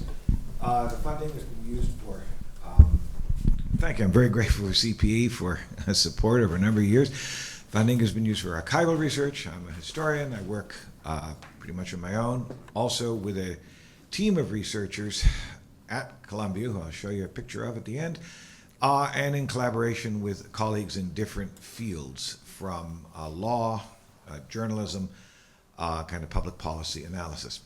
I'm going to present just a bit of this story today, and as some of you know, I like to show iconography, and I've been trying to I'm going to make a point today about why that matters. I got my tie here. There's a particular way of thinking about the iconography of anti-monopoly. It has a politics, and I'm going to try to lay out that politics. So I'm not providing an overview of the whole book. I'm happy to say it's now under contract with Basic. 1882, this is Puck. This is most of the iconography of big business, of monopoly, comes out of Puck. I've been in touch with Daniel Crane recently, is doing a book on this topic for Oxford on anti-monopoly and antitrust, which he conflates, which is a mistake. The idea here is very simple. We need a new party. The new party is going to be an anti-monopoly party. The Democrats and the Republicans are each corrupt. This is at the tail end of Stephanie McCurry's project, Politics in the South. And the new party will be dedicated to two causes: anti-monopoly and tariff reform. And the old parties are not only immoral, but they are as immoral as the ancient cities of Sodom and Gomorrah. And this new party will keep alive for the rising generation the spirit of political honesty and political wisdom. And I take very seriously the religious dimension of anti-monopoly in the 1880s, which has largely been dropped out of the literature. It goes to California, San Francisco, and there's another theme here in my project: town-born, city-bred. I'm giving a paper on anti-monopoly. Overwhelmingly, since the Putney debates in the 17th century in London, is an urban phenomena, and we've missed this. I'm not starting with the populace. I'm not starting with the farmers. Their role is greatly exaggerated in creating the iconography, creating the ideas, and shaping the political landscape.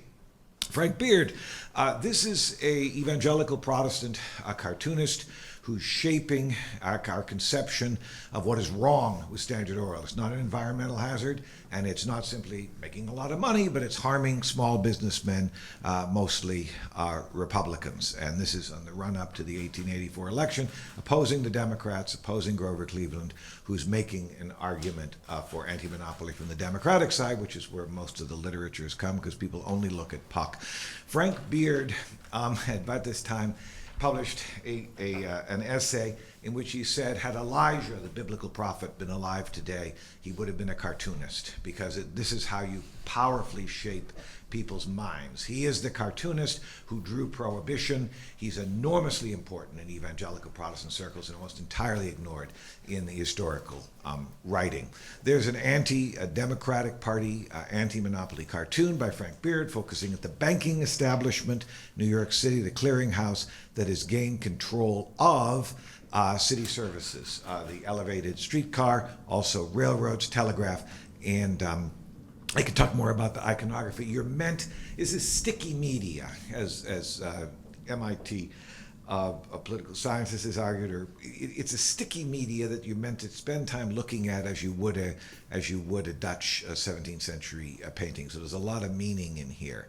Now, had chromolithography existed, well, Elijah would have been a political cartoonist. You don't need divine fire and fury. Ridicule of mass-produced caricature. We had printing for 500 years. Chromolithography is new in the 1870s and 1880s.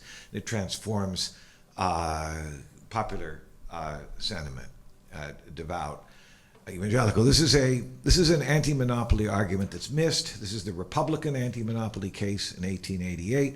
It is an octopus, so he's only got 7 arms. It's free trade imperialism. The octopus imperils the world. Not yet captured the United States, because of course, thank goodness, the Republican Party is running on a high tariff. So you have a high tariff, anti-imperial, anti-monopoly, and then you have the Democrat low tariff, free trade, anti-monopoly. They're contesting with each other. So I've got 2 discourses here, the Republican discourse and the Democratic discourse.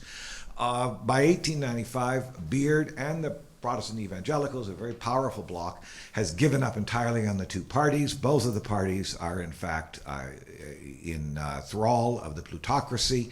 Now you have the 2 parties are just the dogs, hopelessly corrupt.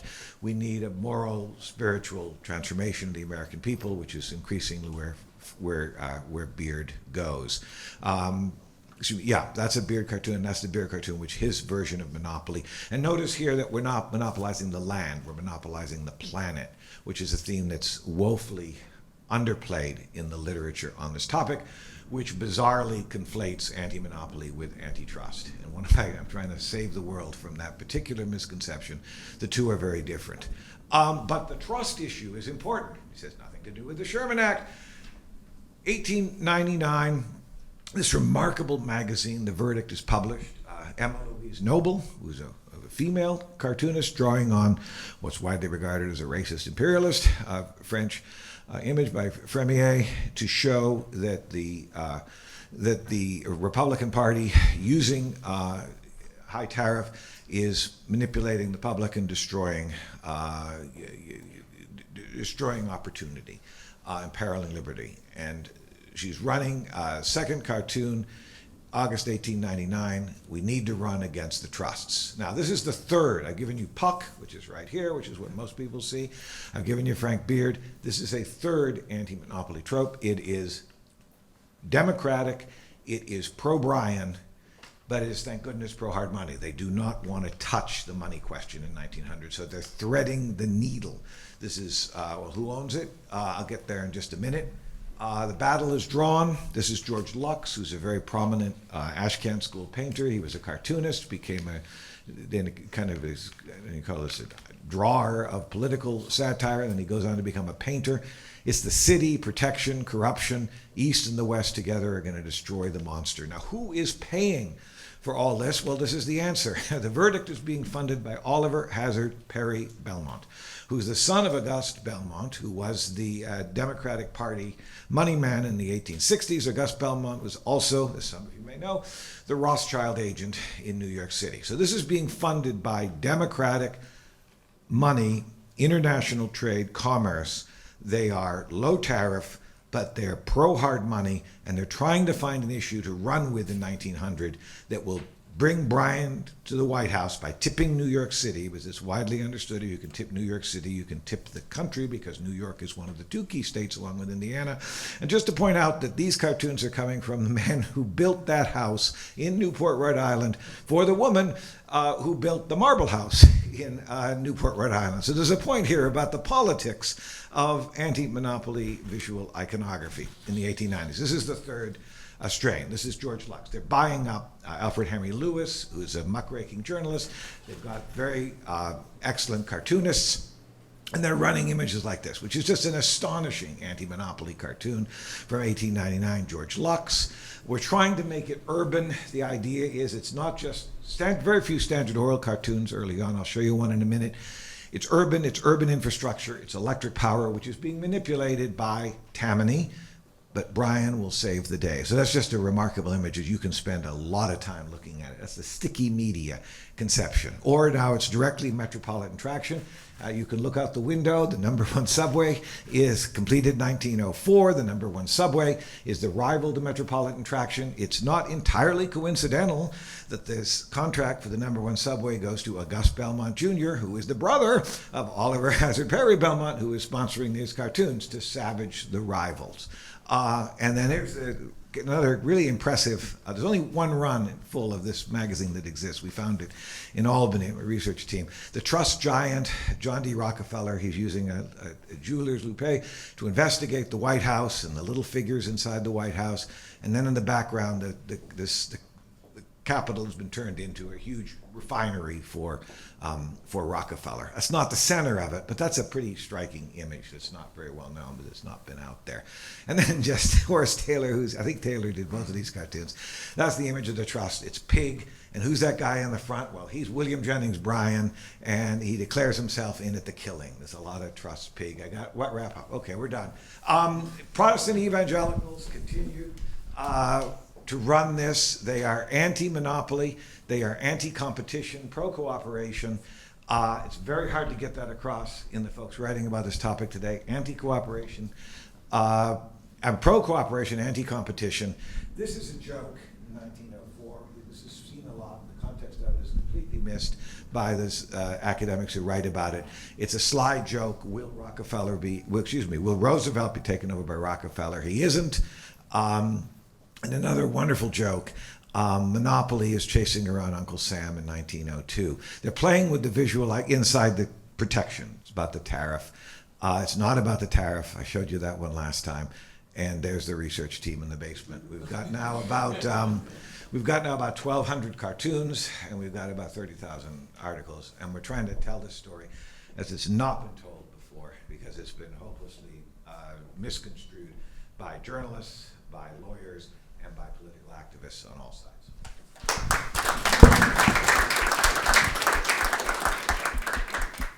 Question. Thank you, Richard, for a wonderful presentation. Can you accentuate the difference between antitrust and the other antis? Yeah, they're Thank completely you. different. Completely and utterly different. Antitrust has become associated with Antitrust has become associated with an 1890 law, which we now know today as the Sherman Act. New York Times obituary of John Sherman didn't mention his connection with this act. It's only later. In fact, the act is, if you just follow Puck, that first of the three strains of cartoons, I finally convinced Dan Crane of this. I sent him a cartoon even this morning. He's writing this big book. Within the establishment of folks who care about legislation today and jurisprudence, we include Lena Khan, Tim Wu, those folks, they're very interested, left and right, in this one law, an 1890 law and its subsequent. And they conflate anti-monopoly with it. So anti-monopoly has nothing to do with the 1890 Act. Let's talk about land to begin with, most important anti-monopoly issue. Can you buy or sell land, and if so, what purposes? Okay, urban infrastructure, subway, electric power, the Public Utility Act, 1935. None of that has anything to do with the Sherman Act. Regulation of railroads, of pipelines, of telegraph. None of that has anything to do with the Sherman Act. So the trust question, and in fact, one of the most important anti-monopoly issues that I'm working on now for a journal article, revise and resubmit, is the whole question of alcohol abuse, substance abuse, prohibition, a major anti-monopoly issue of the late 1890s, and according to Schrad, the political scientist, the most important popular movement of the modern age, attack on addiction providers. It was an attack on the liquor trade. That's a Francis Willard. That's where Frank Beard goes. Those are all very important anti-monopoly issues. You think of big pharma. You think of opioid crisis. Those are monopoly questions. Some things you should not be able to buy or sell. It's not simply about let's have competition so we can have more liquor dealers. That's not the way Francis Willard saw the issue, and millions of Americans saw the issue, led by women in the 1890s. And of course, the whole question of land reform. W.B. Du Bois after the Civil War.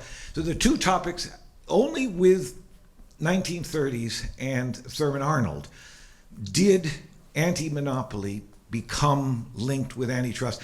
And he's a very savvy guy. He just says, look, this is all the American people will take. That's where I would go. Two-finger. All right, two-finger. All right. Yeah. But isn't antitrust Yeah. always anti-monopoly, whereas anti-monopoly need not be antitrust? Yeah, that's fair. Okay, so the radical distinction you're drawing Yeah. may be too strong if your starting point is antitrust, which always targets monopoly.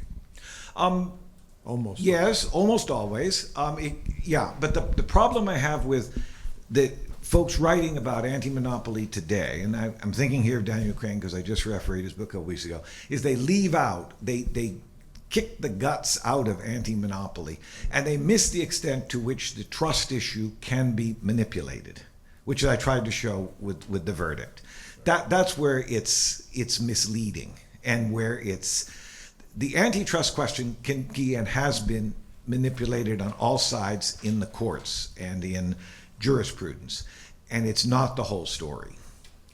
There's a lot of public health, there's a lot of land issue related questions that are missing.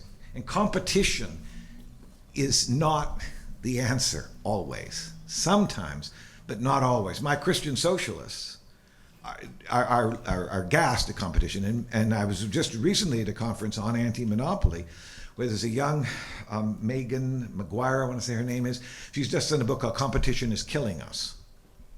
trade press, Penguin. She's an anti-monopolist, okay? But competition is killing us. We miss that when we conflate antitrust with this one federal law and its permutations and combinations. So that's what I would say. They're related, but they're not the same. And anti-monopoly is much more important. It's a mode of inquiry. It's like republicanism, liberalism, socialism. It's that important in American discourse. Thank you, Richard. Done.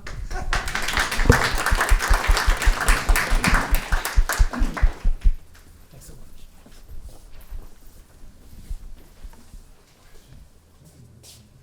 Our last two projects for today are within the Work and Labor Idea Lab. And the first of those will be presented by Sorcha Brophy, who is Assistant Professor of Health Policy and Management at the Mailman School of Public Health, and she'll be presenting on organizing against healthcare corporatization. If you need it. Cool. Okay, so I've actually adjusted my title a little bit, and I'm going to talk about why. As with any project that is ethnographic in nature, once you get into the field, things change, especially when you are doing work in Minneapolis, Minnesota in 2025 and 2026, which is where my research is located. So I want to start by talking a little bit about the foundations of this project and kind of the early stage of this, and then talk about where I am now.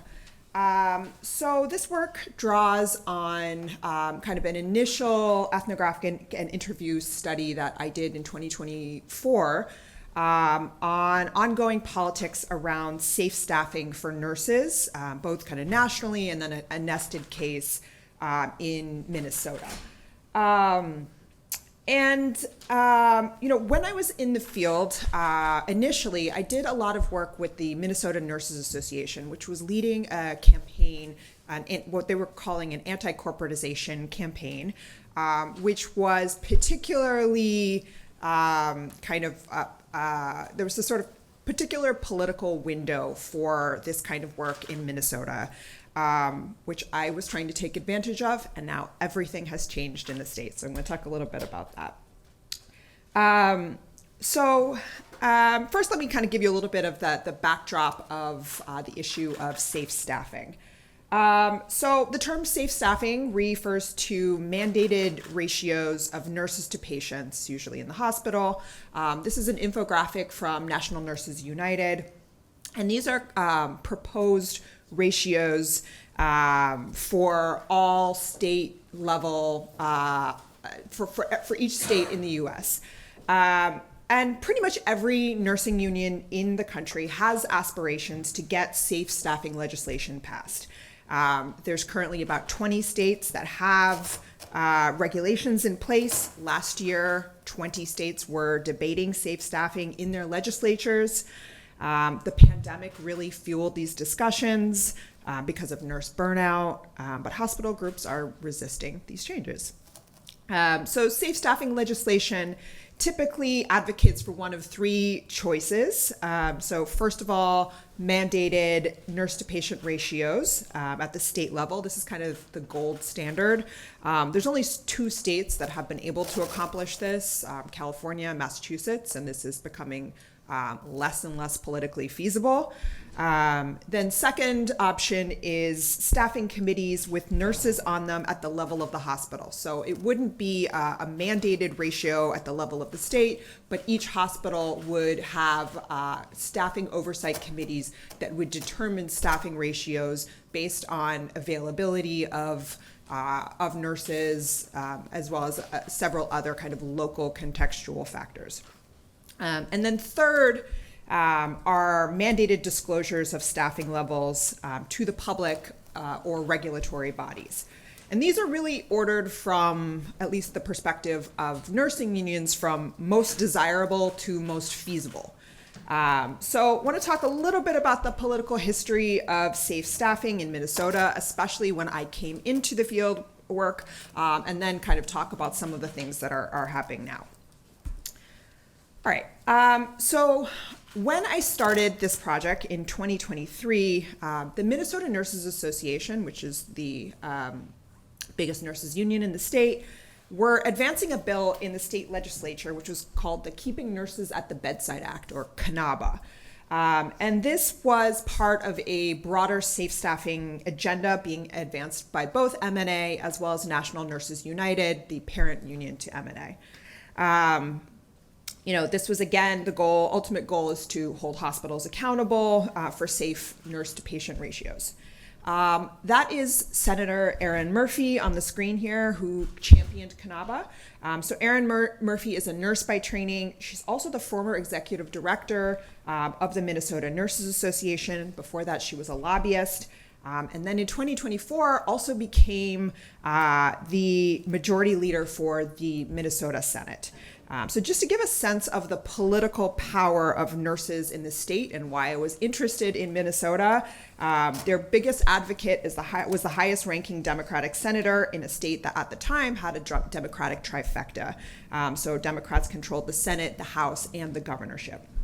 This was also coming at a time where there was a lot of goodwill towards nurses and a perception that they were owed something following sacrifices that they made during the pandemic.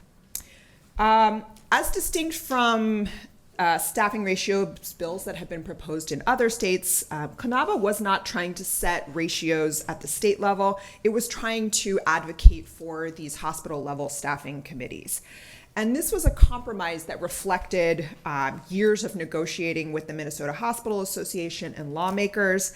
And as a result, CANABA successfully went through both chambers of the legislature. However, at the last minute, the Mayo Clinic, the most powerful hospital in the state, called on Tim Walz, threatening to withhold billions of dollars in future infrastructure investments if he didn't kill the bill. So this was a huge surprise, including to the legislators who were negotiating the bill. They had negotiated with the Hospital Association extensively to get the bill to this point. They found out about Mayo's threats because an email from one of their lobbyists was leaked to the newspaper. This 11th hour intervention of the Mayo Clinic made apparent the tremendous power of this single entity and really called into question the union's ability to fight an enemy like this at all. This is a very powerful union with a lot of political allies on both sides of the aisle. They were incredibly well organized and networks with a lot of the other unions. They had assembled pretty widespread support, and yet one hospital was able to completely derail this through a single email in one day. And following this, the Minnesota Nurses Association reframed their advocacy a bit and really tried to take on the issue of anti-corporatization and try to assemble coalitions to be able to fight against the most powerful hospitals in the state. And this concern about consolidation and corporatization in healthcare was one that was being shared by a lot of other entities at this point in time. This was kind of when I was coming into this project, was really excited about the mobilization that I was seeing around this. However, this has changed pretty significantly since then. So I started out this project doing a lot of work specifically with unions. I think once I came into the field, I really understood that I needed to take a much broader approach and that I didn't really know exactly what was going on by purely adopting the kind of narrative that I was getting from the unions. And so I really wanted to think more comprehensively and take a much broader approach to do a broader story about the safe staffing ecosystem as a way of telling a story about kind of transitions, certainly financial transitions in terms of healthcare, but also kind of the relationship between the kind of financial needs of hospitals and its relationship to state level politics. I have, in the last 6 months, been back in the field in Minnesota, interviewing and attending staffing conferences, going to the Board of Nursing meetings every month, I will be going, so actually the legislative session starts tomorrow, so I'll be back trying to do some more field work starting this week, trying to talk about some of the kind of significant changes. But want to just kind of talk a little bit of, sorry, don't know what happened.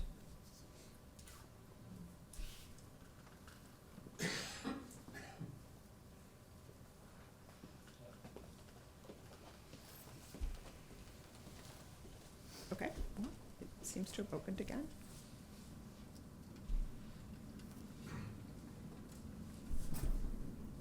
Got it. I'm fine. Thanks. Okay, so I want to just give kind of an update as to where I am now, because you know, I think my project is kind of shifting a little bit because of some of the kind of significant ongoing shifts that are happening both in healthcare in Minnesota as well as in Minnesota politics. So I have three images here that I want to use to try and help tell the story, paint a picture of what's happening in Minnesota. So the first photo, the one that says Moorhead on it, that's an image that I took at a conference for the Minnesota Organization for Leaders in Nursing, which is the organized entity of nurse leadership that I was attending back in October.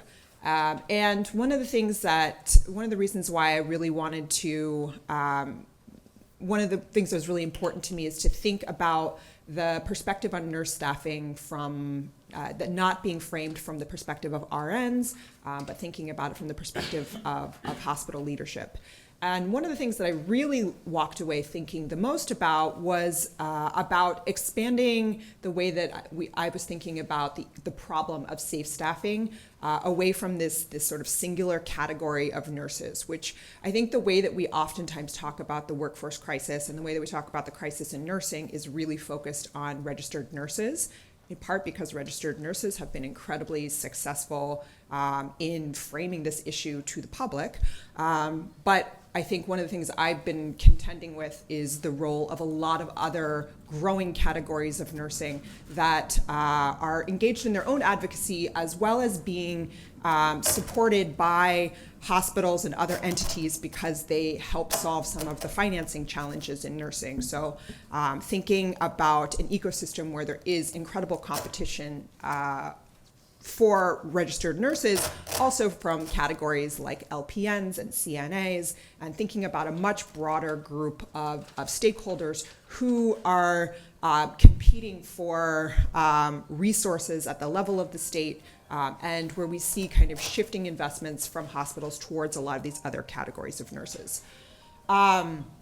Second thing, so I think when I started this project, there was this kind of political opportunity for labor legislation because there was a Democratic trifecta, and that has completely changed in Minnesota in the time since then. So there's basically a 50-50 split in terms of Republicans and Democrats. And that has meant that there's an incredible conservatism about what kinds of issues can be proposed at the state level, which means something like safe staffing is really no longer politically feasible. We've also seen tremendous politicization of nursing, which in some ways appears to be pulling the profession of nursing to the left even more, where, you know, the killing of Alex Pretty, the role of the presence of ICE in the hospitals, this has really changed the conversation away from the concerns about corporatization and financing and much more towards some of these public health concerns. So I'm just trying to think through ways to talk about that and to keep that into a broader conversation. So next stage of this project, I am hoping that by the end of the spring, I am going to be pitching a book on the politics of nurse staffing. I say this with a little bit of hesitance because I submitted my last book manuscript on Thursday, so I need a little time to tell myself I'm not writing a book. But I think that what's next is trying to think about this kind of broader ecosystem of nurses and try to contextualize it as more than the landscape of registered nurses. So I have an image here from the nursing strikes that just happened. Nurses at Mati and Mount Sinai are going back to work this week after a month on strike. But really the conversation publicly has been exclusively about registered nurses and how much money they make at the most elite hospitals, when this issue of kind of the nursing ecosystem and how we solve the workforce crisis is really much broader and includes nurses who are making $40,000 as well as nurses that are making $350,000 or $400,000. And so what I want to do is to talk about that kind of competition and the way that shapes the workforce crisis and how we understand it. So that's it. Thank you.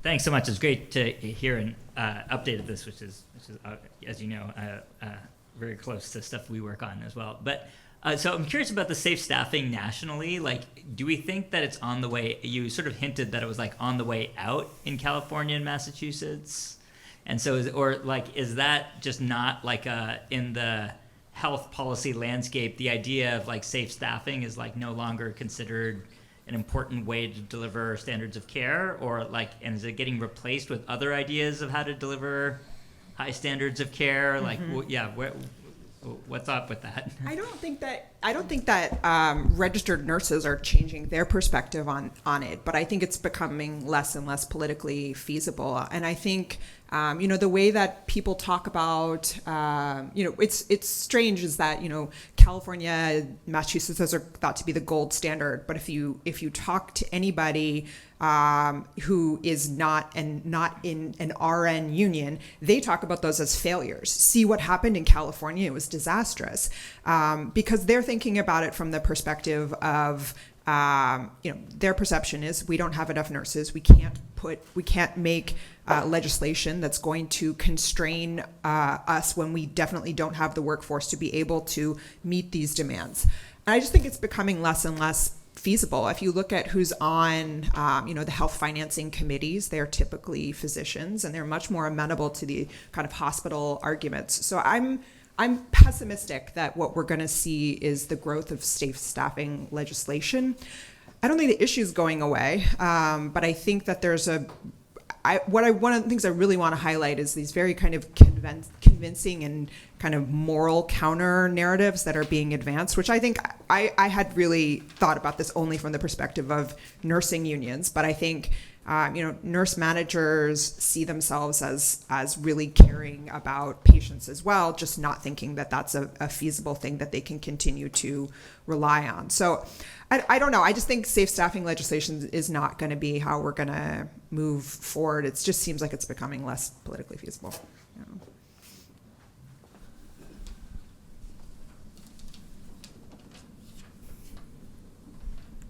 Where does the agreement in New York, the Sinai Montefiore agreement, how does it compare to the first slide you showed of the Minnesota demands? And it's being resisted by New York Presbyterian. What is their position, and how does that compare to the Minnesota? Yeah, I have to admit, I'm going to have to give a little bit of, as I mentioned, I just finished my book project, so I haven't been following the negotiations as closely as I should be. In fact, I talked to a reporter this week about them, and I was Googling things as I was talking to her, because so those are both happening at the level, those are negotiations that are happening at the level of the hospital. And as I understand the negotiations at Sinai and Montefiore, they made concessions on the kind of staffing piece in favor of the salary increases for the nurses. So I think that where we have I think you're going to see a difference in the way that this looks for kind of powerful collective bargaining units at urban hospitals versus what happens at in rural areas where this is much less feasible. So you do see some gains for kind of research hospitals in urban areas. And the same thing is actually true in Minnesota, where there's really big differences in what you're seeing in the Twin Cities versus what you see in the rest of the state, where the Twin City unions have been able to push for more staffing rules at the level of their hospitals than has been the case for the rural hospitals. So, I mean, maybe this goes back to the question about, I think that safe staffing legislation at the state level, I'm kind of thinking maybe that ship has sailed, but that doesn't mean that it's not possible at the level of hospital negotiations. But I'm going to assume that there's going to be a difference in what we see in urban hospitals versus rural. Last question. Cool project. I guess I was curious about like why the governor's office thought that the threat to withdraw the fund investment was credible. Like on what basis were they making that? So it was, I mean, I think it's $6 billion. I think that whether or not they were sure it was going to happen, they couldn't afford it to go. I mean, the Mayo Clinic does have the infrastructure to be able to move to Arizona or Florida, and that was what they were threatening. The other thing is that they really mobilized the unions against one another, because one of the things that they said was, this is gonna be a problem for the pipe fitters, and this is gonna be a problem for the carpenters, and you're creating this problem. And that's why they kind of very quickly just kind of pocketed that and stepped back from it. It's a good question about whether or not if it was going to really happen, but I think it was enough of a threat that they immediately put their hands up. Thank you. Thanks.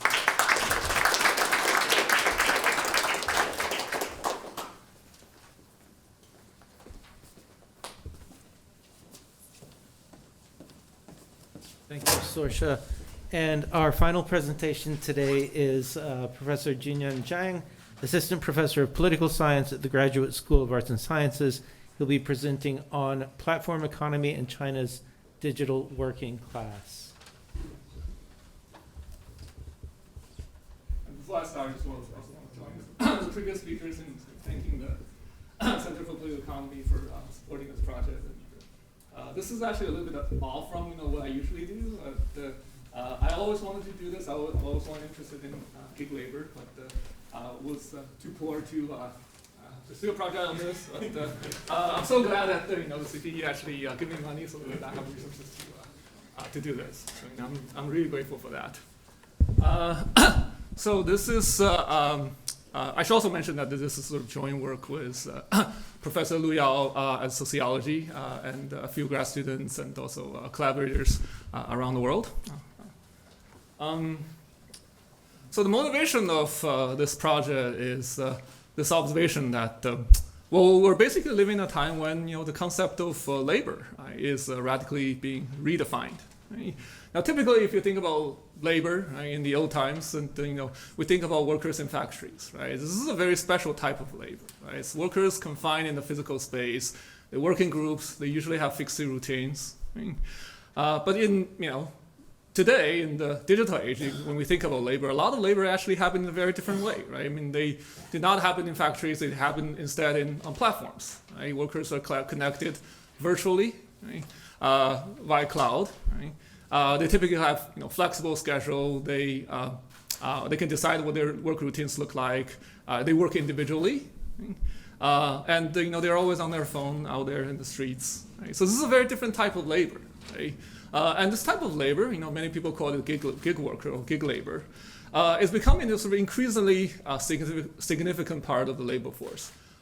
In many places, right? In the United States, for instance, right? I mean, people have estimated that at least 42 million gig workers are currently working, right? In various sectors, Uber, delivery, courier, you name it, right? Across advanced economies, the rate is about 20 to 30%. And also, World Bank and International Labor Organization had estimated that globally, right, there are roughly 150 to 400 million gig workers, depending on your category or definition, right, working worldwide. Right? So this is a huge and increasingly growing sort of important population. And if you think about sort of the gig workers, right? I mean, they're what they are, and their mode of production, if you will. Right? They're very different from the sort of our traditional understanding of labor. Right? If you read the sort of canonical theories of labor or class in the 19th century, the authors at that time didn't really have a concept of gig labor in mind. Right? And what this means is that a lot of the old sort of classical theories really need some revisiting and rethinking. Right? For instance, one biggest difference between gig and the traditional labor is that, as I mentioned, traditional labor, you typically work in shared workspaces. You collaborate with others, right? And that is the precondition for solidarity, right? And also collective bargaining. Right? But if you think about the new labor, even though they're massive in number, they all work for the same platform, right? But they're really dispersed across space, right? And they do work, they run solo, right? And sometimes they're competing with each other, right? When there's an algorithm and there's an order, and then you have to compete and to get that order, right? So a lot of the behavior is much more atomized. Right? And also in old factories, old-fashioned factories, the employment relationship is typically based on contract. They're stable, right? And labor is protected, right? By unions. But in the sort of new economy, right, a lot of times the workers are not even identified as or classified as an employee. Right? And they're more sort of independent contractors, right?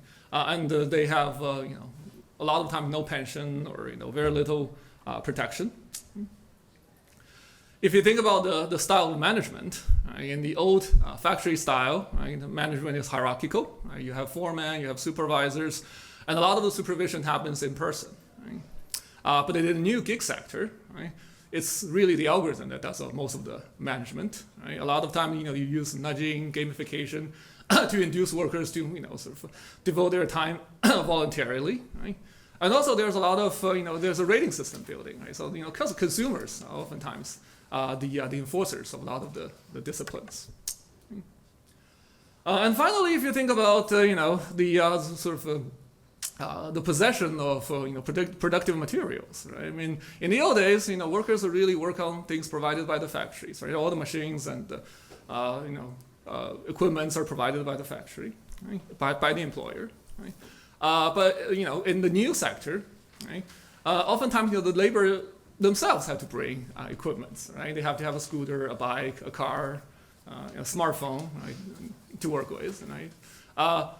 This means that the cost of labor is potentially higher, but at the same time, they also give you a sort of more power in a sense, right, vis-a-vis your employer.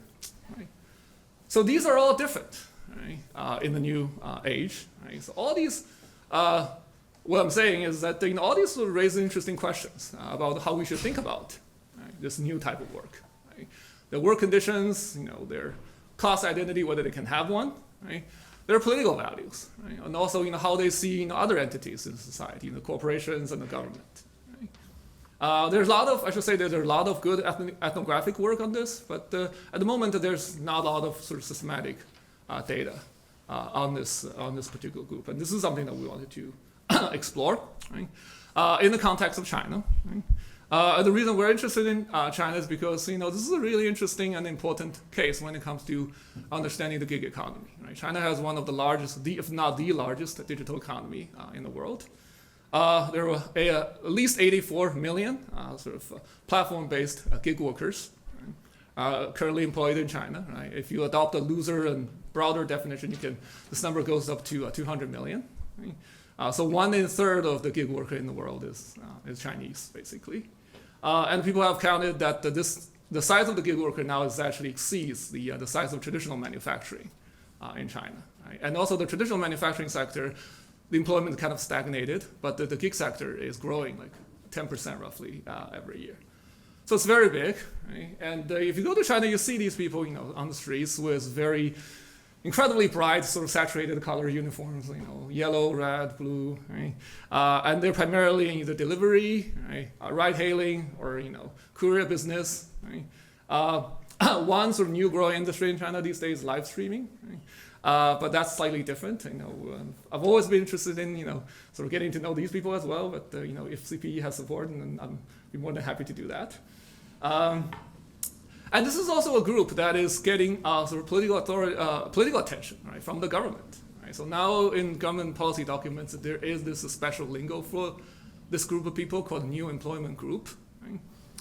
And the state-sponsored National Union a while ago actually came up with this mentioning of this group, right, saying that they're an important part of the working class. Right? So our question in this project is really to try to understand the sort of the conditions, right, and the state of mind of this new working class. Right? What do they do, and what are their views about many things?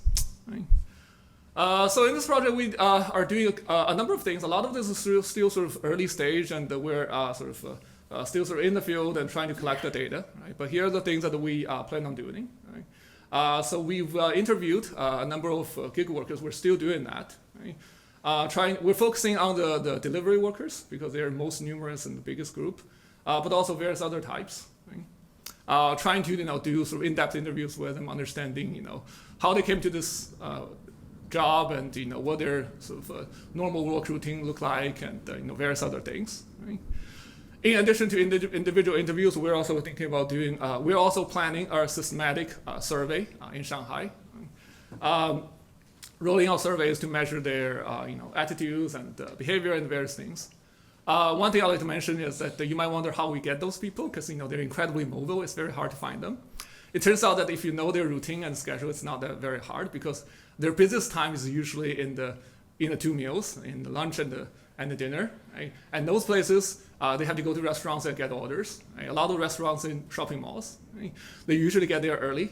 Right? So usually, the 10 o'clock in the morning and the 3 to 4 in the afternoon is where they have to be in the shopping mall in sort of standby mode. Right? And usually they will sit out in the shopping mall like this, and this is where we can approach them and handing them sort of survey questionnaires and asking them to finish the survey in exchange for a few bucks.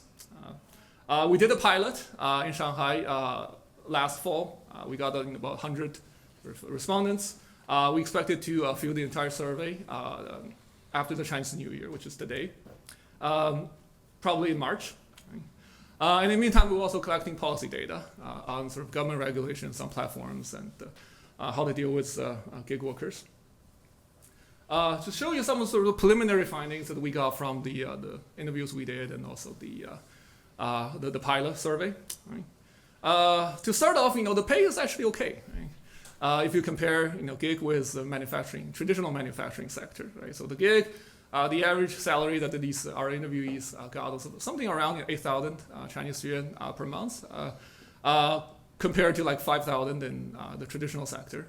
And also, I should mention that the gig is a sector, delivery is a sector where effort is really linear to the reward. Right? So if you put in extra hours, if you work super hard, you can actually bump this to significantly. Right? So the highest earner that we met in this business can make something like 100, even like 150K a month if you work really, really hard.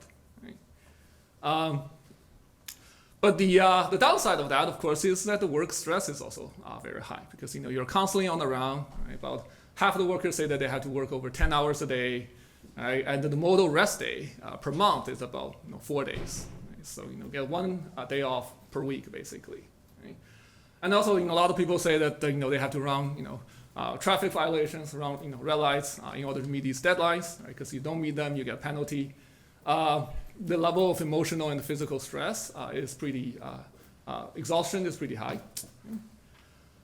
Also, in terms of economic attitudes and economic and social attitudes, it's kind of mixed. Right? So about a third of the people think that the platform is actually okay. Right? This is actually surprising. Right? We thought that the number would be lower, but a third of them say that the platform is actually pretty fair. Right? But at the same time, they also have some complaints about the algorithm that manage their work routine. Right? So about 2/3 of people say that they think that the algorithm can be improved. Right? And also they think that the platform is not really responsive to their complaints, and there's not a lot of things that they can do to change the platform's behavior. Right? A majority of the people reported to have received social discrimination when they try to go into residential compounds or office buildings and to deliver food. They usually get yelled at by the security guards. Right? Now, in terms of class identity, this is something that we found kind of interesting, right? Is the class identity is kind of elusive, right? But you see some collective solidarity emerging. Right? So if you ask them like what they identify, what's the profession they identify, actually not a lot of people identify as workers. Most of the people, they buy into the platform rhetoric and say that they are independent contractors, self-employed. Right? Only about like 10% people say that they think they are workers. Right? But a lot of people, the professional esteem is very low. I mean, most people don't think that they're proud of the profession. Most of the people think that they are in this just temporarily. Right? So collective consciousness on the broader scale is not yet there yet. Right? But you do see like vibrant digital communities growing, right? Small communities. Right? When we went into this, one thing we had thought about is that since they are competing with each other on these orders, right, they might work in a very atomized fashion. Right? But it turns out that there's actually quite a bit of bonding between people who wear the same uniforms. Right? So they have online groups where they will exchange information, right, about how to evade platform regulations or how to sort of deal with the police or deal with security guards, right? Or just complain about unreasonable customers, right? So they do that actually a lot, and I'm actually personally in some of these chat groups. I'm thinking about doing something about it, but if you have an idea, let me know. And also, you've asked them in surveys, right, to rate like their perceived social distance with different groups of people. The coworkers are actually pretty close. They're not as close as parents, but they're much closer to than say neighbors or some other people. Right? So there is some sort of solidarity, nascent solidarity emerging, so to speak. So that's what we have for now from the pilot. Right? So for the next step, as I said, we're thinking about pushing this, rolling this out in full scale, right, after the Chinese New Year. We're also in talks with one of the largest Chinese sort of delivery platforms. We have collaborators who know sort of the research office in that company, and they actually, surprisingly, they have an internal channel of sort of giving out surveys to workers. We're thinking about borrowing their channels and use their app to sort of reach more gig workers. If we can do that, it won't be limited to Shanghai; it will be national. Right? We're also, in talks with Chinese collaborators of starting a podcast series, not just gig workers and platform economy, but digital governance in the age of AI more broadly. Right? The last thing I will mention is that this CPE grant I got was actually joined with the PGIF, the Presidential Global Innovation Fund, and our team is thinking about sort of putting the two piles of money together and holding a conference, hopefully in 2027. On the theme, again, not just platform and gig workers, but more broadly, the meaning of AI, meaning of work in the age of AI. Right? So if you're interested, if you're in, have ideas, please feel free to let me know. Okay? So that's all I have. Thank you.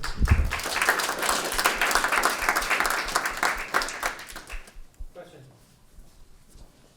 Lots of questions, but I'll stick to two. But sorry, my first question was actually, what does the ACTFU make of these workers? Because do they think of them as at all covered by them, like that they're interested in even just like the paper union kind of phenomenon, that technically it covers everyone, so curious how the officials there think about it. The third is, does data labeling services fall under your definition here, and can we look at particularly what the market for data labeling looks like in this context? Both are very good. Both are great questions. So I'm surprised that you know ACTFU. That's the paper union. Yes. So I will say that at this stage is that they're aware of that, and that they know that this is a significant group and increasingly significant. But policy-wise, we haven't seen any significant move yet. Right? So politically, so a lot of the state unions treatment of the group really depends on the political directions. But at this moment, there's no political characterization of this new group. So that's why they use this very elusive term, like the new employment group. But what are they? Is this something that because the country is still nominally communist, right? You have to update the constitution to reflect that they're part of that, or what? Right? So I think there's still a lot of the ambivalence and debate about this at a higher level. And that's why the definition or name labeling is still very sort of slow and hesitant. Okay? So right now, I think the dominant approach is sitting, we know that you exist and you're important. We're trying to do something about it, but we're still figuring out the best way to do it. Another interesting thing about this is the party is trying to build cells on those people. Right? So these are extremely mobile people, and they're not the usual targets of the party. Right? But now the party is building cells. Now, if you have like a group of delivery workers, you have to do there has to be a party brand, you have the party secretary on these things. Right? But where this is going at this moment, we don't know. Right? Data labeling, that's definitely another very big industry in China. It's booming.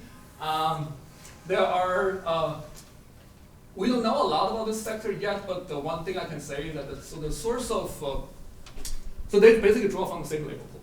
Right? So if you're someone from, say, rural China or low SES background, if you want to get into cities, you either go to delivery or you go to data labeling. But data labeling typically has more requirements for your literary skills than your physical sort of ability. And the gender difference is also there, right? So data labeling, a lot of the work is sedentary, it's more female sort of dominated than this is like 80% male. Right? So you think of, in a way you can think about this as like it's two complementary sectors, right? For different demographics. Right? So yeah, those are pretty interesting questions. To learn about, thank you, is to what extent this is a fill-in job for something else that you're going to do later, and so it's acceptable and you're happy with it because it's a way to, make money in a moment in which, or it's something that people really plan to have as a long-term employment. I think this is. Yeah, based on our interviews with these people, I'll say the majority of them think of this as something temporary. I mean, I have a very politically incorrect way of putting this is I think this is like, well, basically real case is like investment jobs, investment banking jobs. Like you go there, you do, you're in this industry for like a year or two, right? You really burn out, but you make the amount of money that way exceeds what you would typically receive in other industries, right? And then you use this money as your initial capital. You can do anything with it, right? You can buy a house, you can start your own business. Right? Or you can go to a remote town, not in Shanghai. Shanghai is too expensive. Right? Go somewhere else, and you'll be rich. Right? So this is where you burn your energy and burn your youth in order to get something, get cash. At least for a lot of people, this is Thank you for an interesting presentation. 2 quick questions. Is there a difference between the countryside and the urban areas in the way this is structured? And does the CPP intervene in any of these dynamics? So I'll take the second one first. So the party, like I said, the party is watching this very closely, but hasn't taken any action yet. Because this is a significant group. So one thing that we also talked to some of the policy makers who in the government, and the one thing that they told us is that this is not only, the group is not only big, right, but also because they actually possess some productive assets, right? They have a phone. Right? They have a scooter. Right? So if they're unhappy, if they make trouble, they can be much more, and they're in urban areas. Right? So if they're unhappy, if they want to make some damage, they can be much more effective than workers employed in factories and remote areas. Right? So the authority is watching them very, very closely. Right? And that's why in the previous Chinese New Year's, the president actually came out in not Chinese New Year, the regular New Year. They actually came out in New Year addresses actually mentioned this group of people as a way to show that they're important. Right? The first question about the rural versus urban. So this is mostly rural kids. 70% of rural kids. 10 years ago, they would have been in factories, working as an assembler or what have you. But these days, that job is kind of declining, and this is their new sort of venue. 2 fingers on that. Do they have huku? No. No. Okay, thank you.